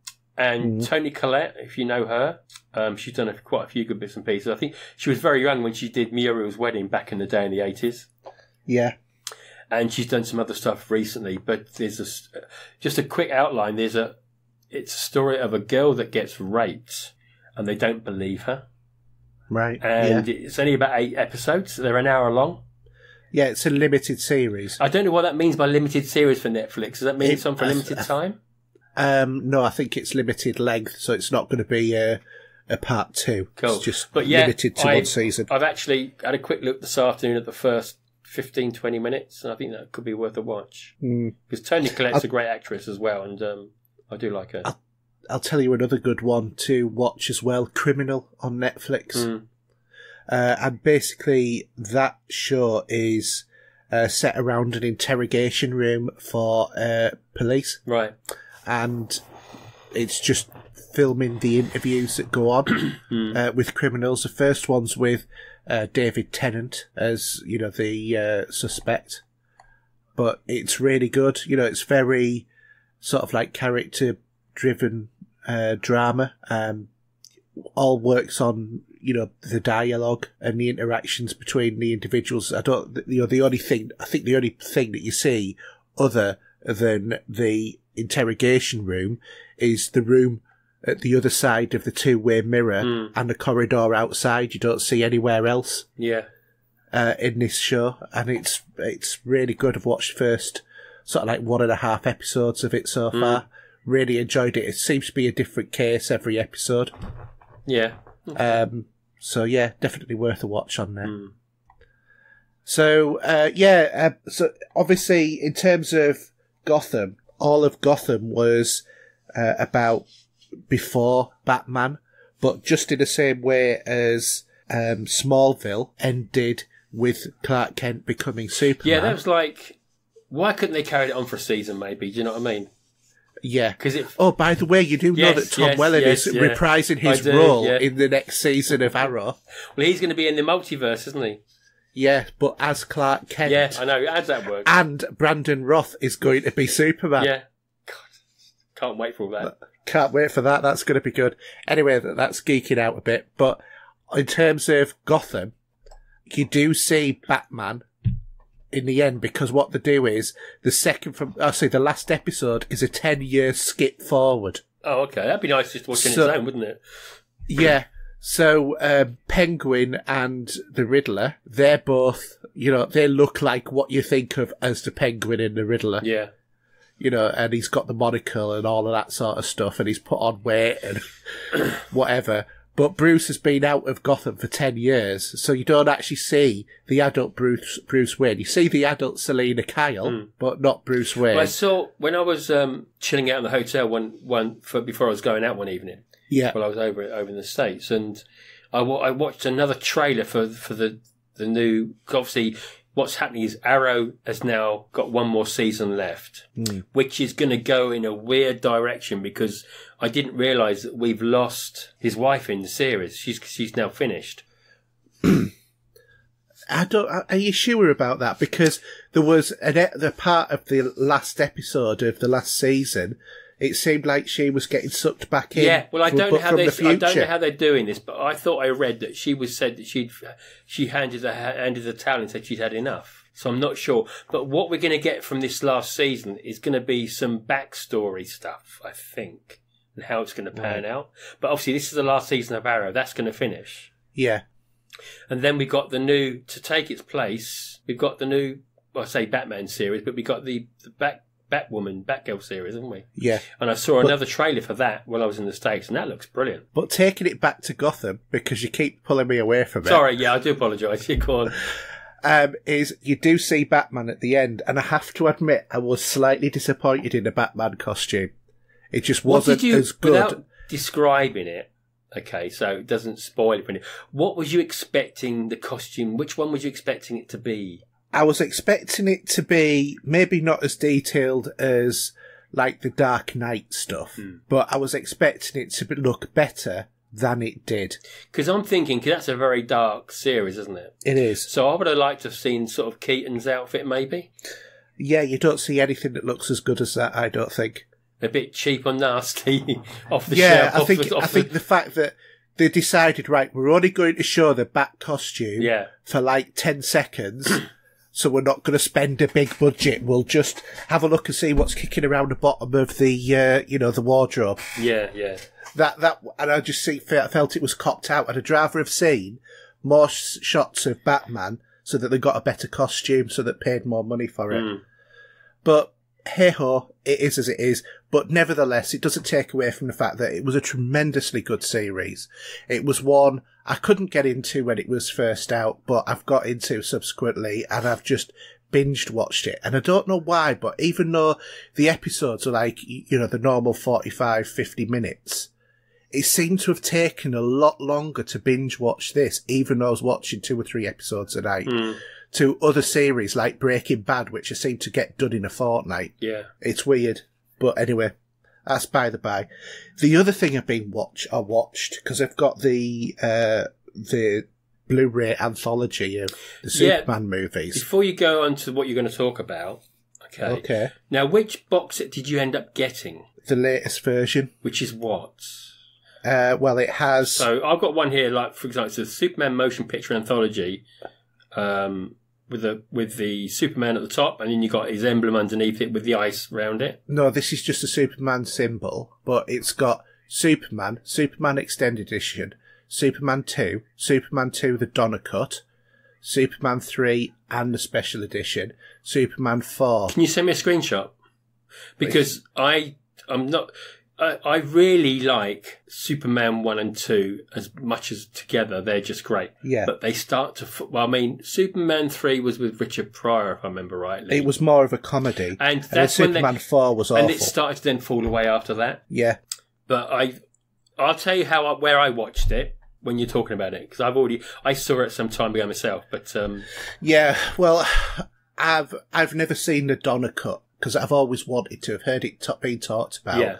And of course, the Donner cut was a re-edit of in 2006 of the film's original cut because Richard Donner was the original director before he was replaced by Richard Lester, who completely rewrote the movie and reshot substantial scenes and just to get the directorial credit. Yeah, which is wrong anyway, because yeah, so as Donner had never completed his version of Superman 2, he was asked if he would do a cut of it so that it was as he intended in his original vision. That's right, yeah. Yeah. And it was, so a lot of the scenes they had to cut in were from Richard Lester because obviously you can't go back and get Christopher Reeve to do it because he's dead. And before that he was in a wheelchair. So it's not like he could actually take his part.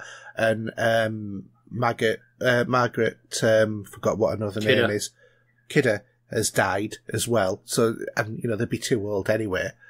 But the newly created effects are by Michael Tao that were added to it to make it as close to Donner's original vision, and which included a key scene with Christopher Reeve and Margaret Kidder, which was never properly filmed. It was actually the scene that you see, which is a different take on the bit where Clark Kent burnt his hand. Instead, Lois Lane shoots Clark Kent. And I'm trying to remember that because Superman. I think it wasn't the other scene, which was a test screening scene that they just put in it as well. That was the test screening scene because it was never shot. Yeah, because it was just a test screen for Superman 2 with the two actors. But what they've done is they've re-edited it into the film. Yeah, so I saw the Donner cut, okay. Yeah. But I saw that on HD DVD. Yeah. And I don't own that copy anymore, obviously, because the player, obviously. But that's how I saw it all way back in whenever that was. But I would like to re-own it. Well, actually, I would like just to have Superman 1 and 2, to be honest. I'm not fussed about the third one. Well, you can buy Superman 1 and 2 with the Donner cut. Yeah, I'm just browsing at the minute. But Karen, you carry on talking. I'm just browsing at the same time. So one of the things, obviously they had a limited budget to do this anyway, but one of the challenges was about the special effects scenes were created. The effects were specifically edited to fit in with the rest of the movie rather than to make them look like newer technology movies. No, you want to try and blend it in as nice as possibly, even though the test cut would be a bit jarred, if anything. You'd probably recognise that bit separate, but... Yeah, exactly. And one of the things that really makes this seem like an age is a product placement, most noticeably of Coca-Cola and Marlboro cigarettes in there as well. And at the end of the credits, this was quite a nice touch. At the end of the credits is a message from Donner, the director, stating that since the making of the film in the 70s, there's greater awareness of cruelty to animals and the fur trade and the health risks of smoking and second-hand smoke. And he did not condone the use of tobacco or fur in the movie. I just thought that was quite a nice thing. But the big question is does this Donner cut actually make a difference to the original version? Because Superman 2's always been my favourite film out of all of the Superman sort of things. And because of Lester, there was a lot of sort of like wacky comedy in the movie, which was introduced by him, such as, when General Zod, who's played by Terence Stamp, Ursa, who's played by Sarah Douglas, and Non, who's Jack O'Halloran, used super breath against a population of Metropolis, and a man's wig blows off. There's that sort of silly humour in there. And a roller skater goes backwards. Actually, the special effects as well, because Derek Meddings did the special effects. Yeah. And if you look at there's an old tweet I did for Derek Meddings, because he did all the Bond movies as well. He also got involved with Thunderbirds back in the day, which is having a special day later in the month, but we'll probably talk about that in the next show. But they're all models, and if you see, they're all miniature models they've done for this, and incredible how he put them all together. Oh yeah, absolutely. But the Donner cut, it's cutting out a lot of these silly sort of like jokey bits, which I think is definitely a better move. I think that the pace of the Donner cut feels like it's turned up a bit.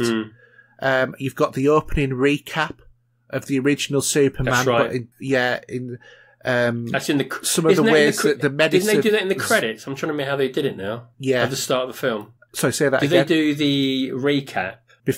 When the film first starts. Yeah, was it during the actual No, introduction I don't think credits? I can't remember. Maybe I'm getting confused with the original Superman 2 that came out. They did. Yeah, no, I don't think it. I can't remember, but I don't think it was. But one of the things that I did feel that, even though I prefer the Donner cut now, I did feel like Zod and the group didn't quite. They seemed like a bit of a lesser threat. I don't know why. I just didn't feel like they were quite as threatening as the Lester version. There are a lot of new visuals which keeping in with the original, and one of the big things for me was the fact that they reintroduced Marlon Brando talking to Kal-El about losing his powers, by, aligning himself with Lois and wanting to be more human, because all of that bit was done by Susanna York as Lara. And that was all removed for the Marlon Brando bits. Yeah. I've already said about how Lois finds out Superman. That's changed. And there were loads of other changes, including the fight scene at the end where they're actually inside, the Fortress of Solitude. The big significant thing there is they don't have the superpowers that Superman didn't have. Like the lasers that the General Zod and his troops, shoot out of the hand, and then Superman puts his hand up and does it back to them. That's gone. And also that stupid thing where he pulls off his Superman symbols and throws it at them, and then it turns out to be this big piece of plastic net. Oh, it's like a bit of that stuff that you put over your face with a different colour screen on it to sort of change your face colour. Yeah, that bit was always stupid. And the other thing that was more in keeping with the first one was, at the end of the film, Superman, the original version, Superman kisses Lois Lane. And then she magically forgets. That's right, yeah. Which is ridiculous.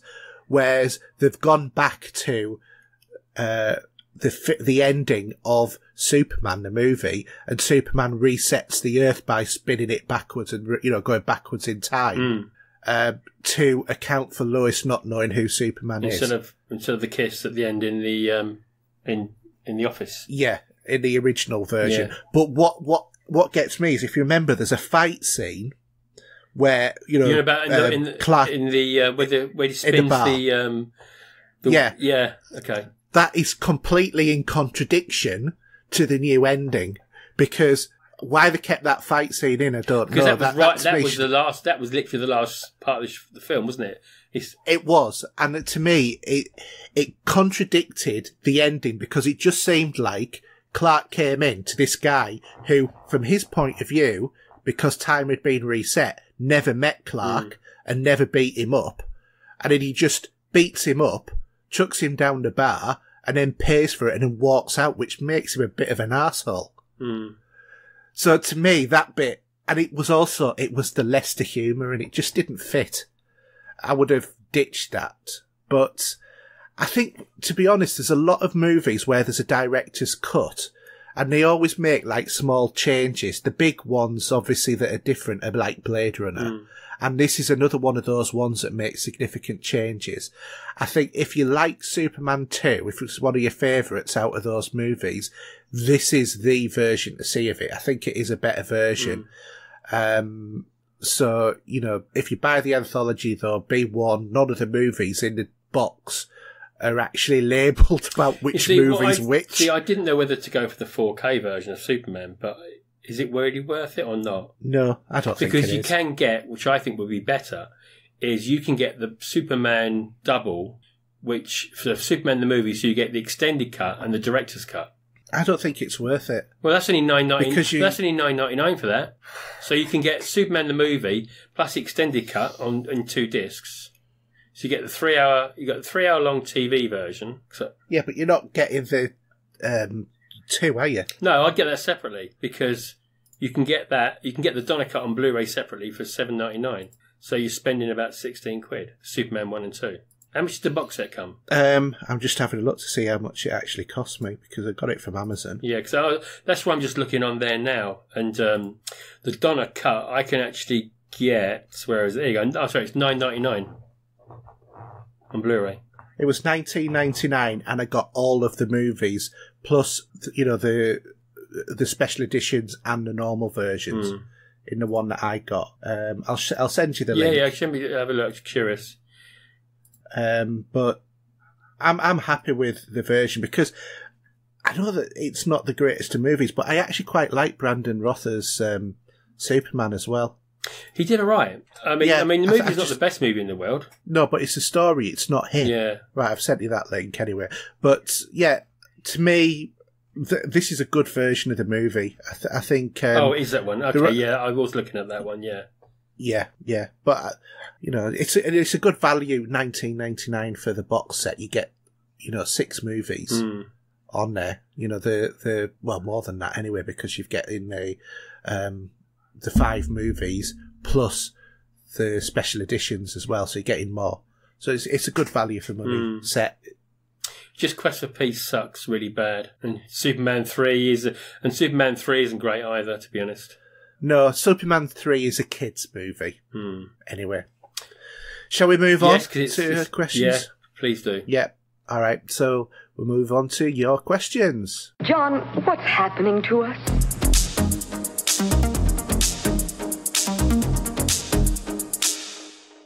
Okay, so listener questions, and as always, we've got Mark kicking us off. I would like to say thanks to everybody who gave the questions. This is from 2 weeks ago before Steve went off. I didn't ask for questions because we already had all of these this week, so I've just carried them forward. So first off, we'll have Mark, and he's asking, when was the last time you felt ripped off by DLC? I'm trying to remember which one it was now. That really gave me a bit of a... Oh dear! Hasn't it got to be BioShock Infinite for you? No, it wasn't that. That was perfectly fine. That wasn't, I don't think, an issue, or was it? Because I played with the DLC and loved it. No, yeah, you have since, but at the time, if you remember, it was on the 360, and you sold the 360 to get an Xbox One before the DLC was out. Might have been, yes. It rings a bell. I mean, I think it may have been that, because since then I got the special edition now, on both platforms. Yeah. And then I ended up playing the last bit of DLC. So yeah, that'd be me. What about yourself? I think getting the expansion pack for Destiny on the PlayStation about a month ago, so I could play it on there. What, Forsaken? No, not the annual pass. Because the annual pass has just become free. Did you know that? Yeah, I know. I didn't know that a month ago when I bought it. Otherwise, I wouldn't have bought it. There you go. It's one of those things, isn't it? But because of the transferring of the character and wanting to, be able to play on whatever platform, I wanted equity on the platforms because you couldn't get the higher stuff on PlayStation. And the ironic thing is, I've hardly played it on PlayStation anyway, but I did get it for cheap, so... There you go. Okay. We'll do his next question. So he's got, which subscription services in movies and TVs or games do you think offers the best value? That's hard to say. It depends on the circumstance and what you enjoy watching, really, to be honest. I mean, to be honest, I think that both Netflix and Prime, in their own ways, offer great value. I'm always on Netflix. I watch more Netflix than Prime, but what is good with Prime is all of the other stuff that you get with it and the deliveries as well. Well, if we just say gaming, I'd say Game Pass anyway. That's just without saying. I mean, do you know what I mean? That's just a given, to be honest. Yeah. But from the movies and TV, now, Netflix, I don't watch as much Netflix as the other half. Now, she canes it more than I do, and that's whatever, it's fine. But I get more, even though there's a lot on Netflix movie-wise and they do a bit of a turnaround, I think there's more difference to watch with Amazon Prime. Now, I subscribe to Shudder on Amazon Prime as well. Mm-hmm. So, they've got quite a few different services there for you to subscribe to. Yeah. I won't subscribe to Arrow because I collect those movies anyway. But Shudder's, if you're a horror fan, Shudder's got to be bought. And it's worth its weight in gold, to be honest. It's got some great different styles of movies from Italian directors to some of the classic video nasties, to some of the new stuff that's just been shown at Arrowfest as well, which will be coming there. And even more so, in about 4 days' time, will be the premiere of the Creepshow TV show, which you'll only be able to watch on Shudder, which I can't wait for. Because I actually watched Creepshow 2 last night, because that's just become available on Amazon Prime. Right. And there's a big... It's surprising. If you dig deep into Amazon, there's a lot of films there you don't realise there is. Yeah, I think the problem with Amazon, from my perspective, is that they hide a lot of the stuff that you can watch behind all of the films that you can buy. So, because I access it through the LG app mostly. Okay, yeah, I do the same. I mean, I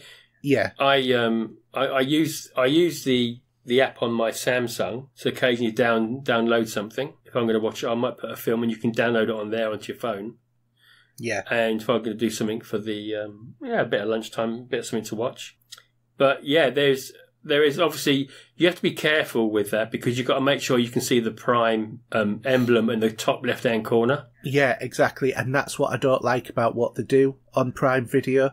To me, if it's Prime, they shouldn't be mixing up the other stuff. But what you can go, like, for example, I will use the 4K UHD TV area, and that says included with Prime. So everything you look in that bar is available in 4K and with Prime, so you don't get lost. Yeah, I do exactly the same thing as well. But there is, I mean, I say Shudder's brilliant. It's really good. Unfortunately, there is what is a shame, there are a lot of different subscription channels there. Mm. And there's another one called Stars Play, which again, that's another $4.99 a month. Yeah. So it does add up. And the thing is, I think with Disney Plus coming round the corner and all of this, we're moving into a world where everything's subscription. And it's not going to work. It's not sustainable to subscribe to everything that you watch. You can't. No, you got to sort of you got to try and balance it out as best you can. Yeah. I mean, you do get, like, for example, you get a recommended movie list included with Prime, so you can scroll through those, which at the moment it's got It on it as well at the moment, part 1. Yeah. And there's a few nice little horror films there. Yeah, It Part 1 literally came on the day after I bought it on Blu-ray. Oh, was it really? I was so hacked off because I just wanted to see the film, and I known it had coming on Prime the next day. Because it's on Sky Movies anyway. If you've got Sky Movies, yeah, I don't have Sky Movies, okay. so right, yeah. Because I chose: do I want Sky Movies or do I want Netflix and Prime? Oh, okay, that's fair enough. And I chose Netflix and Prime because I thought I was getting more content that way. Yeah, no, that's fair enough. So, but I was so hacked off. Fortunately, I did pick the Blu-ray up for cheap. So that's all right. I mean, yeah. I mean, there is a lot of stuff you can buy on Prime. I did actually buy a documentary just for podcast purposes, as we say. But yeah, just for a few quid. So if you want to spend $3 or $4.99 on something, yeah, but that's fine. But I do think it should. They need to mark it clearer, and they shouldn't mix up the paid for with the not paid for, which they do. Well, if you look at the app works better, actually. Like, included movies with Prime, limited time on Prime. So you've got all the Rocky series there at the moment, for example. But what they've done on the LG app is take off the ability to filter out any non-Prime. Let's have a look, because I use my LG TV. I don't have a problem with it. I don't have a problem. It's just that you have to scroll past all of the stuff you have to buy as well. Yeah, okay. And what's on mine will be on yours. So. Yeah. Anyway, should we do Mark's? Okay, so that's me, is it? No, it's me. So Mark Prudhomme, loot boxes. This week's news doesn't really affect us or anyone who listens to the podcast, I imagine, how should developers and publishers aim to counteract this in the future? Should the base price of a AAA game increase, for example? No. They should have a better pricing structure, if anything. If we are old like some of us, we had the whole game on a disc and that was it back in the day. No extras. It was all there that they could bring out, and that's all you were going to get. I'm going to say this. I'm going to say I think Destiny, for the cosmetic items, has it right. If you want to buy them, you can buy silver, and you can get them with the silver. If, on the other hand, you don't want to buy them, it makes no difference to the game other than you don't look quite as cool as your friend who's just spent 16 quid buying a suit. But what you can do is you can earn them in the game anyway and pay with them with a different currency. Yeah, but that's a lot of grinding. No, not at all, honestly. Not from what I've earned at the moment, but I'm saving it all up. But that might be if you're spending 3,000 hours a year playing Destiny. For those of us who like playing games that are based in a Destiny universe. Here's another play on this, because Mark agrees with me on this one. With the way the game works now, and with what you get, I don't mind occasionally buying a little bit of silver because you know it's going back into the game itself. No, exactly, and I don't mind that either. And I actually think the way that they're doing it, where it's more like the Fortnite model, so that you buy into the season. So if you choose you don't want to play that season, don't buy it. Oh yeah, so it's going to probably become much clearer come October the 1st for people that is still umming and ahhing about it and how that's all going to work. But I think that games are expensive enough. I don't think that they should be looking at raising the price. At the price, when you're looking at the base price of some of these games, or even the deluxe can be up to 80 quid, the base game digitally is going to be looking at £60. Hey, don't forget the deluxe version of Star Wars Battlefront, and we know how good that was. That was £110 when that was released first. And now you can buy it for like £2. Just shows what digital content's worth, isn't it? It's absolutely worth nothing. Well, no, it's just a few bits and bytes on a hard drive. Yeah. So but it's about where you get your enjoyment from it. And, I don't think loot boxes are right, because also I don't like these things that kids get nowadays. It's like my son, he's been into them in the past. So you get, like on Roblox, a little box that you open it up and there's a random character in there. Because that's gambling, isn't it? Yeah, exactly. And you end up with 3 or 4 of the same character that you don't want. And my son used to get so upset with it. And I said, well, look, all that you do is you take them to bits, because they're, like Lego. And so you take them to bits and you build up your own character. You can make your own unique ones. So he did that. But I don't like all that sort of thing. It should be clear what you're getting. Yeah. Do you want to do Jason? Yeah, so he's saying classic mini consoles. Are there any old consoles you'd love to see miniaturised? And if so, what game would you like to see included? His thoughts was he'd love to see the Dreamcast Mini released by Sega, with classics like Jet Set Radio, Sonic Adventures, and Crazy Taxi. The Neo Geo. I would like to have seen, which we've already had it now, we had the PlayStation. I actually pre-ordered that, but then decided against it, only because of the games that were on it.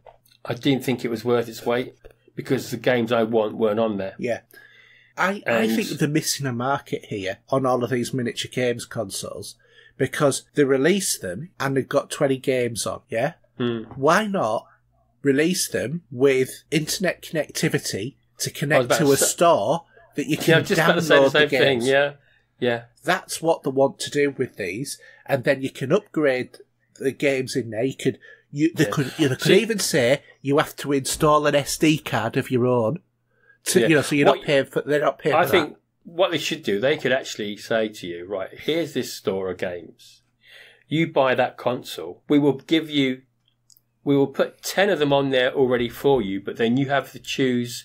You've got the right to download another 10 off the store yourself to mix it or match it to your gaming style. Yeah, exactly. Because there is so many. I know. We've seen the back compat with the 360, for example, and then obviously we've seen a hell of a lot on the Xbox originals. But from the point for these minis that we've had, I don't think there's no point having a mini Xbox original, because we now can play all of those, the bulk of them anyway, within what we have. But where the PlayStation's concerned, or even the Dreamcast, and we've maybe, or even the Sega, not the Sega Saturn, but we had the Mega Drive, that wasn't really up to scratch either, was it? No, to be honest, I'm not convinced that any of these mini consoles... I think they become more dust collectors.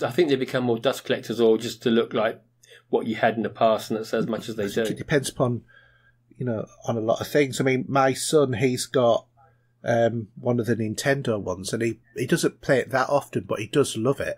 I've got the PlayStation one, but it's okay. I've played it probably a couple of days and not put it on again. But,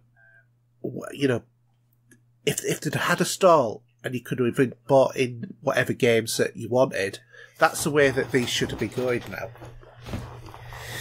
Yeah, absolutely. Anyway, Alan Cochran has asked, just bought a Nintendo Switch. I was surprised there isn't really any media apps apart from YouTube. No Netflix, no iPlayer. Do you think Nintendo are missing a trick, or is it that they rather people are playing games rather than watching movies instead? Yeah, they would want people to play games because they'll get money. That's what I think. What do you think?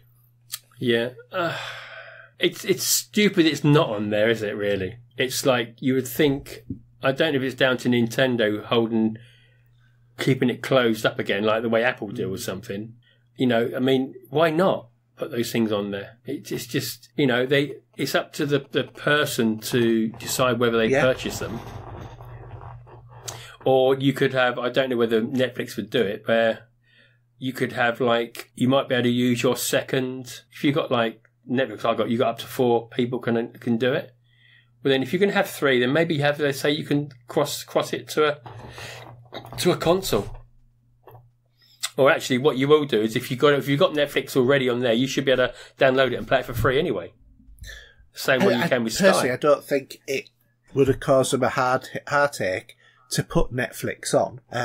Maybe that there's an issue about, because of the way that everything connects to the internet, about piping through their networks, which they didn't want to be streaming video. Yeah, or maybe because you might. I'm not saying you do. From my personal point of view, that with Nintendo, you're going to have a lot of young kids with them. As long as you password lock them down, then there shouldn't be an issue with the content. But you're making the assumption that that Switch is a kid's device, and it's not. No, I know. You know me, and I'm not saying it is, but I'm saying if you look at the majority of people that would buy Nintendo, I think if you did a survey, that there would be more underage people getting that from their parents than there would be older, like yourself, adults. But I'm not going to go into that because I'm not going to cause a rift. But that's just my point of view. You've already alienated a third of our listeners over the years anyway. So, but no, it's just a point of view. That's all it is. Free speech. But I think they should have it on there. It should be a given anyway. Yeah, I think it should be, definitely. Okay, Paul Wilson. He says, "I too have just bought a Switch." So this is probably more. Oh, sorry. I just scroll down. There we go. Craig Cole, do apologise. Oh, no, sorry. We haven't bought that one, have we? No, sorry. It started off very similar to the previous one. Do you want to type? So, is that actually? Do you want to read that? Yeah. Is that another Switch question for you more than me? But you read it, and then I'll. Okay, so Paul Wilson says, I've just bought a Switch and a load of games and cartridge as a birthday treat, and the holiday in October. So, if you were taking a Switch on holiday with the main cartridge-based collection, would you be disciplined enough to take 2 maybe or 3 games with the intention of finishing them, or would you just take the whole collection? Well, I would have them properly digital and installed on my 256 gig SD card. Of course you would. So, I'll just be taking them all with me. Can you actually download the cartridges and then not use the cartridge? No, you have to have the cartridges. But the carry case that I've got, it comes with a cartridge holder, and it holds something like 10 cartridges or 12 cartridges. So I can take quite a few games. I could, take a good lot. So it wouldn't be a worry for me. But I would take the Nintendo as well as my laptop. Yeah. Okay, so do you do Craig's now? So Craig's asking, what are your thoughts on Apple's gaming subscription and their TV and film subscriptions? £5 a month for a family sub. Also, with the launch of iOS 13 supporting both Xbox and PS4 controllers, will we see more console-like games, thinking more iPad? That's more of a question for you than me, I think. Yeah, so 1 month free trial and 12 months free sub with any Apple device purchase. What do you think about it? No, is it for you? It's not. I've had an iPad for years and years. I would never be without it, but I have no interest at all in playing games on it. I have played games on it occasionally. I don't like it. I've got a Switch. I don't need to play games on my Apple device. I'm not, other than the Switch, I'm not on, and the Vita that I've got, I'm not into the portable gaming from your phone, from your tablet thing. It's not my bag at all. So it has no interest to me.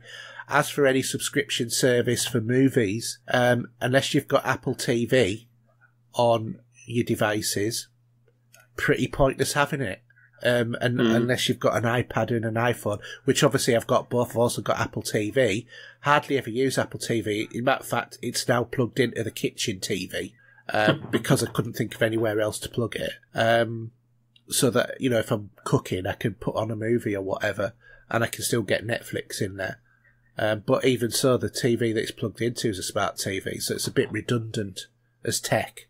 But I've got a lot of movies on there I'd like to watch, but it's just, you have to more or less buy Apple products, or one or two with the new TVs that have started to incorporate Apple TV in there. So for me, it's a waste. I just wouldn't bother subscribing to it. Okay. All right, Nicky Wilson. Why do you think everyone wants remakes of video games, but nobody wants remakes of movies? Because the difference is that a movie, like for example, let's take Back to the Future. Those movies are perfect the way that they are. They don't need to be remade. They tell a story. Because video games are from a different age where they were built on the ground from a lower spec. Yeah, it's about the technology. It's about the visuals and stuff like that. It's not about the story at all. It is literally the technology's better. You should get a better experience by having high quality visuals. It's not about the acting or the portrayal. And if you want to give, and some games, if you want to get an example of this, is the word for word remake of The Omen. Yeah, absolutely. It was waste of time. Shame. That was shambolic. When I was watching the remake, and I was there straight away saying, they just got the script to The Omen, and they just decided to say, here you go, guys. It was scene for scene, shot for shot. It was the most lazy reboot of a series possible. And I'm glad they've not remade them because they stopped there anyway. And as you know, that they're the sort of movies, say like Jaws, that don't need to be remade. They don't need to be touched. No, they don't. They're classic. Whereas you can have classic games, and a lot of people think of retro games, the older games that they used to play when they were kids or whatever, as classic and all of that. But it doesn't get away from the fact that because of the media, you can get a better experience from it, whereas things don't really improve. You could get maybe better special effects in movies, and let's face it, George Lucas has been the master of tinkering with movies. Yeah. And in a way, you do get reboots of movies. Look at the Donner Cut. Yeah, that would say there are exceptions, though. The same way that Blade Runner, the director's cut, I know there was a different few versions, that's only because of the European version and everything else. And the same way that Dawn of the Dead had a European cut, they had a theatrical cut, there was an Argento cut, but that's different from actually remaking it. But then again, saying that, Dawn of the Dead got remade anyway. It's all right. It's not the same film, but Well, it is actually, because it's basically the same story, but yeah, some of these classics don't need to be remade. I know Psycho was remade, and that was dreadful. They shouldn't even gone down that route. Whereas video games do get remade, and the remakes can be really good. Yeah, but absolutely. Video games is a different method of entertainment and storytelling to a movie. And you're seeing remakes of TV shows as well, aren't you? And stuff like that. Battlestar Galactica is a perfect example. And now that's going to be another reboot of that. I know. Come on, guys. Think of something new for a change. Battlestar Galactica 2, for example. Anyway, Tom Warren, he said, am I a bad person for supporting Borderlands 3 after the whole Submato debacle, as I've been berated for doing so on Twitter? I just love Borderlands, and if it was any other game, I wouldn't have got it. Would you like to explain that to me? Because I've been away. The fact that Gearbox have gone absolute ape over a YouTuber and has got his account blocked or whatever, or shut down because of him doing something in Borderlands. I haven't really been following the story. I think it might have been showing it early or something. I don't know. But whatever it is, they've gone way over the top. They've turned up at his house with solicitors and stuff like that, and it's just been it's been a right debacle. I mean, you do get the times if you bought a game legitimately, and then that's fine. If you've got the game and you're under an NDA, that's completely different story. But also, this guy is he's a big Borderlands fan as well. Yeah. His channel was terminated on YouTube. Yeah. Really? He was interviewed with Desperate Take 2 Interactive, the publisher behind Borderlands. It was revealed that they sent a private message to his home and was faced with several DMCA takedowns following leaked information that he published about Borderlands 3. You might have a point there then, maybe, I don't know, but it depends how you go about it though. But he was a big supporter of the game and stuff like that. To be honest, it's free press. Is it like it's like shooting yourself in the foot, isn't it, in a way? Yeah. The problem is, and I think, is that all these, when you're streaming stuff or you're putting, I mean, you can't put a song on Facebook now as a bit of background to something because it gets pulled up for this was so-and-so's album on there, so you can't use it. We're taking that out of the video. But then you're advertising that song. If someone says, I've never heard that. Who's done that? Oh, I might go and buy that. Do you know what I mean? It's just berserk now how it all goes. Anyway. It's just utterly... it's free press for them. Yes, I know exactly. that there are rules in that. Evidently, there's some allegation that there might have been an exchange in monetary gain about some of the information he's alleged to have leaked. But back to Tom's question, is he wrong or a bad person for supporting Borderlands? Well, if you're a bad person, Tom, when I went to Insomnia, there was a hell of a lot of other bad people who were all queuing up, and all of this was hitting the fan at that point. So, no, you're not a bad person, you're just somebody who wants to play a video game. And if people berate you on, online because they think you should be stopping Take-Two from doing anything in terms of this game, that's just stupid. Yeah, that's right. Just enjoy the game, mate. That's what I would say. Anyway, do you want to do your outro, Steve? Yeah, so normal information. Best place to find me is always on Twitter, @Steve007. Or should I say STEV007. Yeah. And that's O for orange, not zeros. And Xbox is the same for that from the point of the gamer tag. PSN ID is the real Steve007. And yeah, anything you want to chat about, just hit me up on Twitter. I'm always there to have whatever chinwag. Yep. And just the last thing, there's my, not this much, I do my YouTube for movie soundtracks. And yeah, I just always like to put some stuff up on there and just to appreciate good scores from great movies. Yeah. And my details are, I'm trying to do more with our not our Twitch channel, sorry, our YouTube channel. So if you just do a search for Pop Culture Gamers, you'll find us there. I've got my own channel, HERJ UK. Also, there's I'm HERJ UK on Twitch, PSN, Xbox Live, Steam, Great Old Games, Uplay, Origin, whatever the heck you like. I'm the same on all of them. If you want to get in contact with the show, it's podcast@popculturegamers.co.uk. We have a Facebook group, which is also Pop Culture Gamers. We have our Twitter channel as well, Pop Culture Gamer, because you can't have any S because it runs out of characters on Twitter. And there's our website, popculturegamers.podbean.com. If you want to support the show, you can use our completely dormant Patreon, or you can just follow me using your free Amazon Prime subscription on Twitch, which will go towards the proceeds for the show. Otherwise, you can also support the show in other ways, such as sharing it with your friends or in other groups. Write a review on iTunes or somewhere else. We haven't had an iTunes review for a while, so one would be good.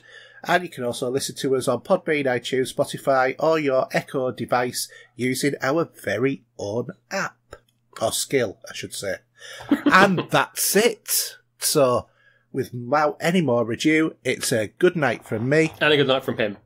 Good night. Good night. You are about to witness history in the making.